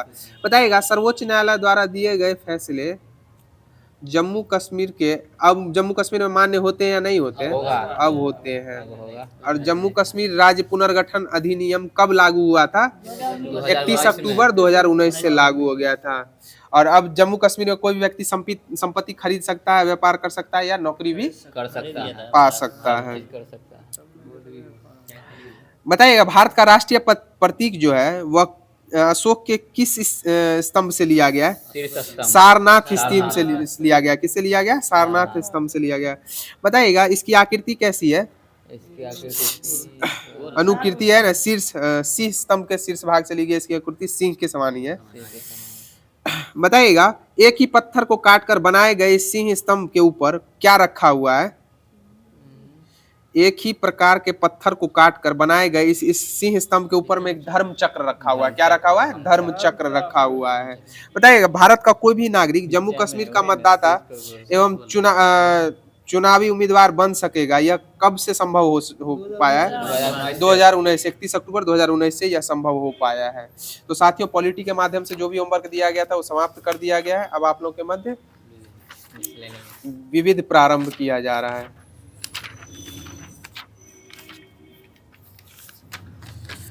बताइएगा विश्व एड्स दिवस की स्थिति को मनाया जाता है 1 दिसंबर को मनाया जाता है। बताइएगा रानी की बाड़ी जो है यह कहाँ में स्थित है?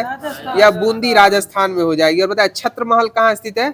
यह भी बूंदी राजस्थान में ही हो जाएगा। बताए भरतपुर का किला राजस्थान के किस शहर में स्थित है? यह भरतपुर में ही हो जाएगा। भरतपुर का किला कहाँ हो जाएगा? भरतपुर में ही हो जाएगा। और यह भरतपुर का किला जो है किस राजा के द्वारा निर्माण करवाया गया था? राजा सूरजमल सिंह के द्वारा भरतपुर के किले का निर्माण कराया गया था। बताए उम्मेद भवन कहाँ स्थित है? यह जोधपुर राजस्थान में हो जाएगा उम्मेद भवन। और इसका निर्माण महाराजा उम्मेद सिंह ने करवाया था। बताए आराम बाग कहाँ स्थित है? आगरा में स्थित है। और इसका निर्माण किसने करवाया था? बाबर के द्वारा। आराम बाग का निर्माण किसके द्वारा कराया गया था? बाबर के द्वारा कराया गया था। और आराम बाग कहाँ स्थित है? आगरा में। और बाबर की मृत्यु के पश्चात इसे कहाँ दफनाया गया था? आराम बाग में ही दफनाया गया था पहले, फिर इसको पुनः उखाड़ के काबुल भेज दिया गया था। बताइएगा हुमायूं का मकबरा कहाँ स्थित है? यह दिल्ली में स्थित हो जाएगा। हुमायूं का मकबरा कहाँ स्थित है? दिल्ली में। और बताए हुमायूं नामा कृति किसकी रचना है? गुलबदन बेगम की हो जाएगी। और यह हुमायूं की रिश्ते में क्या थी? बहन हो जाएगी। क्या हो जाए? हाँ, बहन थी। बताइएगा। और इसके प्रथम भाग में जो है ना आधे अध्याय में बाबर का उल्लेख है और आधे अध्याय में हुमायूं का उल्लेख है। बताइएगा आगरा फोर्ट जो है वह कहाँ स्थित है? आगरा में हो जाएगा। और आगरा फोर्ट का निर्माण किन्होंने करवाया था? अकबर के द्वारा कराया गया था। बताए फतेहपुर सीकरी का निर्माण किसने कराया था? अकबर के द्वारा कराया गया था। बताए शेरशाह का मकबरा कहाँ स्थित है? सासाराम बिहार में। और इसका निर्माण किसने कराया था? शेरशाह के पुत्र ने कराया था। किसने कराया था? शेरशाह के पुत्र ने कराया था। बताइएगा हुमायूं का मकबरा कहाँ स्थित है? दिल्ली में। और इसका निर्माण किसने कराया था हुमायूं के मकबरे का? हाजी बेगम के द्वारा कराया गया था। किसके द्वारा कराया गया था? हाजी बेगम के द्वारा। एतमाद उद दौला का जो मकबरा था ना वो नूर जहां निर्मित कराई थी, शेर अफगान की याद में निर्मित करवाई थी। बताइएगा सती बुर्ज कहाँ स्थित है? सती बुर्ज यह मथुरा में स्थित हो जाएगा। इसका निर्माण राजा भगवान दास के द्वारा कराया गया था। बताइए निशांत बाग कहाँ स्थित है? यह जम्मू कश्मीर में स्थित हो जाएगा निशांत बाग। और निशांत बाग का निर्माण किसने कराया था? आसफ खां के द्वारा कराया गया था। किसके द्वारा कराया गया था? आसफ खां के द्वारा गया था। और ये शायद डल झील के किनारे से ना निशांत बाग दिखाई पड़ता है। बताइएगा जहांगीर महल का निर्माण किन्होंने कराया था? यह अकबर के द्वारा कराया गया था। जहांगीर महल का निर्माण किसने कराया था? अकबर के द्वारा कराया गया था। बताइएगा शीश महल का निर्माण किन्होंने कराया था? शाहजहां ने कराया था। शीश महल का निर्माण किसने कराया था? शाहजहां ने कराया था। बताइएगा दीवाने खास का निर्माण किन्होंने कराया था? दीवाने खास शाहजहां के द्वारा कराया गया था। और दीवाने खास कहाँ स्थित है? आगरा फोर्ट उत्तर प्रदेश में हो जाएगा। बताइएगा बड़ा इमाम बाड़ा का निर्माण किन्होंने कराया था? नवाब आसफ उद्दौला के द्वारा बड़ा इमाम बाड़ा का निर्माण कराया गया था। और बड़ा इमाम बाड़ा कहाँ स्थित है? लखनऊ में स्थित है। और छोटा दुन्नू इमाम बाड़ा लखनऊ में स्थित है। और छोटा जो है मोहम्मद अली शाह के द्वारा निर्मित कराया गया है। तो साथियों लुसेंट सीरीज के माध्यम से आप लोग के मध्य जो भी होमवर्क दिया गया था वो डिस्कशन के मध्य समाप्त कर दिया गया है। अब आप लोग के मध्य अंतिम कड़ी में स्पीडी का जो करंट अफेयर्स होमवर्क के माध्यम से दिया गया था वो प्रारंभ किया जा रहा है।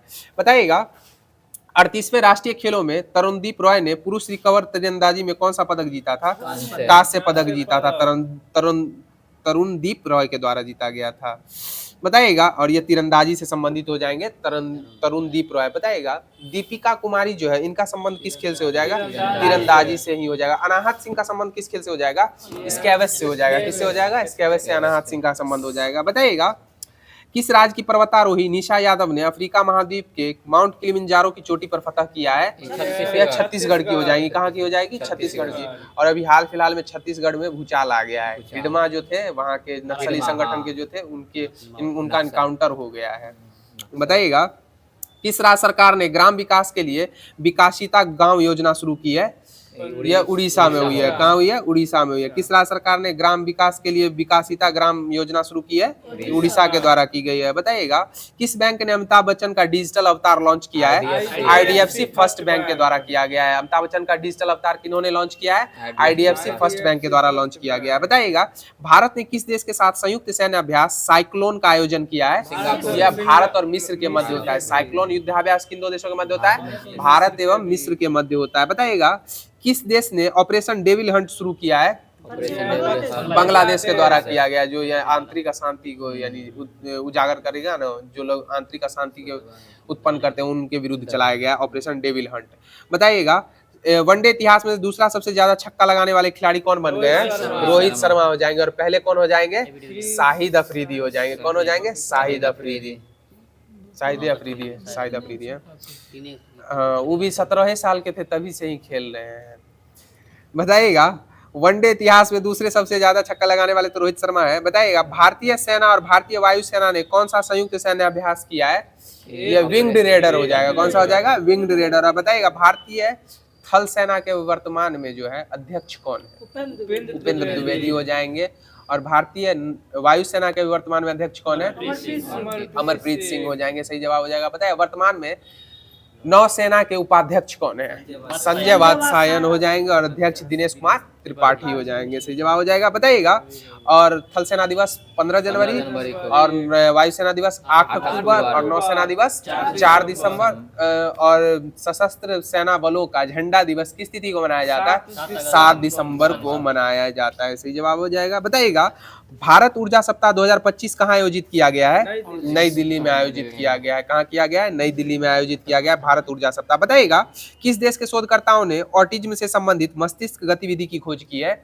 ऑटिज्म से संबंधित इजराइल के द्वारा की गई है। किसके द्वारा की गई है? इजराइल के द्वारा की गई है। बताइएगा, ओलंपिक ई स्पोर्ट्स गेम्स 2027 का आयोजन कहाँ किया जाएगा? सऊदी अरब के रियाद में किया जाएगा। सऊदी अरब की राजधानी रियाद होती है, उसकी मुद्रा रियाल है। बताइएगा, चेन्नई ओपन 2025 टेनिस का पुरुष एकल का खिताब किसके द्वारा जीता गया है? यह कारियन जैकवेट के द्वारा जीता गया। किसके द्वारा जीता गया है? कारियन जैकवेट के द्वारा जीता गया। बताइएगा, एशिया के पहले आदमकद एनिमेट्रॉनिक हाथी एली का अनावरण कहाँ किया गया है? एशिया के पहले आदमकद एनिमेट्रॉनिक हाथी एली का अनावरण बेंगलुरु में किया गया। कहाँ किया गया? बेंगलुरु में किया गया। बताइएगा, लोकसभा अध्यक्ष ओम बिरला ने संसद में कितनी भाषाओं के अनुवाद सेवाओं को के विस्तार की घोषणा की है? 6 भाषाओं का। कितनी भाषाओं को किया है? 6 भाषाओं को। और विधानसभा में भी उत्तर प्रदेश भी अभी हाल फिलहाल में किया अनुवाद के लिए। बताइएगा, 39वें राष्ट्रीय खेलों की मेजबानी कौन सा राज्य 2027 में करेगा? मेघालय के द्वारा किया जाएगा। 38वां राष्ट्रीय खेल कहाँ हुआ था? उत्तराखंड में। इसका उद्घाटन किन्होंने किया था? अमित शाह के द्वारा किया गया था। सही जवाब हो जाएगा। बताइएगा, आईफा उत्कृष्ट उपाधि पुरस्कार से किसे सम्मानित किया गया है? राकेश रोशन हो जाएंगे, जो ऋतिक रोशन के पिता है। राकेश रोशन और पुराने अभिनेता भी हो जाएंगे, जितेंद्र के टाइम में ये भी अभिनेता थे। बताइएगा, भ्रष्टाचार धारणा सूचकांक 2024 में कौन सा देश शीर्ष पे था? यह डेनमार्क हो जाएगा। कौन हो जाएगा? डेनमार्क हो जाएगा। भारत का स्थान कौन सा था? 96वां हो जाएगा भारत का स्थान। बताइएगा, किस देश में सबसे पुराना जुरासिक पक्षी जीवाश्म मिला है? या चीन में मिला है। कहाँ मिला है? चीन में मिला है। बताइएगा, तुलसी गेबार्ड को किस देश का खुफिया प्रमुख नियुक्त किया गया है? अमेरिका का किया गया। तुलसी गेबार्ड को अमेरिका के खुफिया विभाग का मुख्य नियुक्त किया गया, प्रमुख नियुक्त किया गया। और वहाँ की FBI जो है उसके महानिदेशक अभी कौन हुए? काश पटेल निर्मित हुए हैं। बताइएगा, सामाजिक न्याय पर गहरी क्षेत्रीय वार्ता मेजबानी किसने की है? किस देश के द्वारा की गई है? ये अपना भारत के द्वारा सामाजिक न्याय पर पहली क्षेत्रीय वार्ता की मेजबानी की गई है। बताइएगा, सूर्य के प्रकाश को ऊष्मा में परिवर्तित करने वाला सुचालक कपड़ा किस IIT के द्वारा विकसित किया गया है? IIT गुवाहाटी के द्वारा किया गया है। सही जवाब हो जाएगा, IIT गुवाहाटी के द्वारा। बताइएगा, जर्मनी के म्यूनिख में चौथे नो मनी फॉर टेरर सम्मेलन में भारतीय प्रतिनिधिमंडल का नेतृत्व किन्होंने किया है? यह नित्यानंद राय के द्वारा किया गया। किनके द्वारा किया गया है? नित्यानंद राय के द्वारा किया गया है, जो अपना उजियारपुर से है, सांसद है। बताइएगा, किस राज्य सरकार ने तेजाब हमले के पीड़ितों को 10,000 रुपए मासिक देने की घोषणा की है? यह पंजाब के द्वारा की गई है। सही जवाब हो जाएगा। बताइएगा, पूर्वोत्तर भारत के किस राज्य में राष्ट्रपति शासन लागू किया गया? मणिपुर में किया गया। और मणिपुर में भूस्खलन आपदा जो आई थी उसमें भारतीय सेना के द्वारा कौन सा ऑपरेशन चलाया गया था? ऑपरेशन सहयोग चलाया गया था। सही जवाब हो जाएगा। बताइएगा, नेपाल और किस देश ने हाइड्रो नेपाल परियोजना के लिए समझौता ज्ञापन पर हस्ताक्षर किया है? फ्रांस के द्वारा किया गया। और बताइएगा, गाय यात्रा महोत्सव कहाँ मनाया गया है? नेपाल में। घोड़ा यात्रा महोत्सव नेपाल में मनाया गया। और यात्रा महोत्सव मणिपुर में मनाया गया। यात्रा महोत्सव मणिपुर में मनाया गया। बताइएगा, कौन IPL 2025 के लिए सह प्रस्तोता के रूप में थम्स अप की जगह लेगा? कौन सा ब्रांड? या कोका कोला के द्वारा लिए? कोका नहीं, कैंपा कोला है नया ब्रांड जो आया अभी मार्केट में, कैंपा कोला। बताइए, और आज का लास्ट क्वेश्चन हो जाएगा, चर्चा में रहा अन्नामुडी 16 राष्ट्रीय उद्यान किस राज्य में स्थित है? केरल में हो जाएगा। अन्नामुडी 16 राष्ट्रीय उद्यान जो हो जाएगा यह केरल राज्य में स्थित हो जाएगा। तो साथियों, आज की जो होमवर्क सीरीज थी वो यहीं पर ग्रुप डिस्कशन के माध्यम से समाप्त हो गई है। और कल जो है किन्हीं कारणोंवश आपको ये डिस्कशन देखने को नहीं मिली होगी, इसी के कारण कल का जो होमवर्क दिया गया था वो आज ग्रुप डिस्कशन के माध्यम से समाप्त किया गया है। और अब आप लोगों को लगातार क्लासेस मिलेगी, ज़्यादा एब्सेंटी देखने को नहीं मिलेगी। और जैसा कि ग्रुप का नियम है कि लास्ट में आप लोगों के लिए क्वेश्चन छोड़ा जाता है जिसका आंसर आप लोगों को कमेंट माध्यम से देना रहता है। तो क्वेश्चन है, गूगल की पैतृक कंपनी का नाम क्या है? गूगल की पैतृक कंपनी का क्या नाम है? इसका आंसर आप लोग कमेंट माध्यम से अधिक संख्या में दीजिएगा। और साथियों से अनुरोध है कि अगर आप लोगों को हमारा ये ग्रुप डिस्कशन अच्छा लगता हो तो कमेंट माध्यम से प्यारा सा दिल भेजने का प्रयास अवश्य कीजिएगा और अपने ग्रुप से एवं दोस्तों में ज़्यादा से ज़्यादा शेयर कीजिएगा। और जो भी साथी फर्स्ट टाइम हमारे इस चैनल पर विजिट कर रहे हैं उन सब साथियों को बताते चलें कि आप हमारे इस ग्रुप से हमारे लिंक में जो डिस्क्रिप्शन बॉक्स में जो लिंक दिया गया है उससे आप हमारे इस ग्रुप से जुड़ सकते हैं। और इस ग्रुप में आप लोगों को पूर्व में ही होमवर्क दे दिया जाएगा जिसको पढ़ने के बाद आपको इस डिस्कशन को सुनना रहता है जिससे आपकी तैयारी और भी बेहतर हो सके। तो इसी के साथ आप लोगों से लेते हैं विदा। जय हिंद, जय बिहार।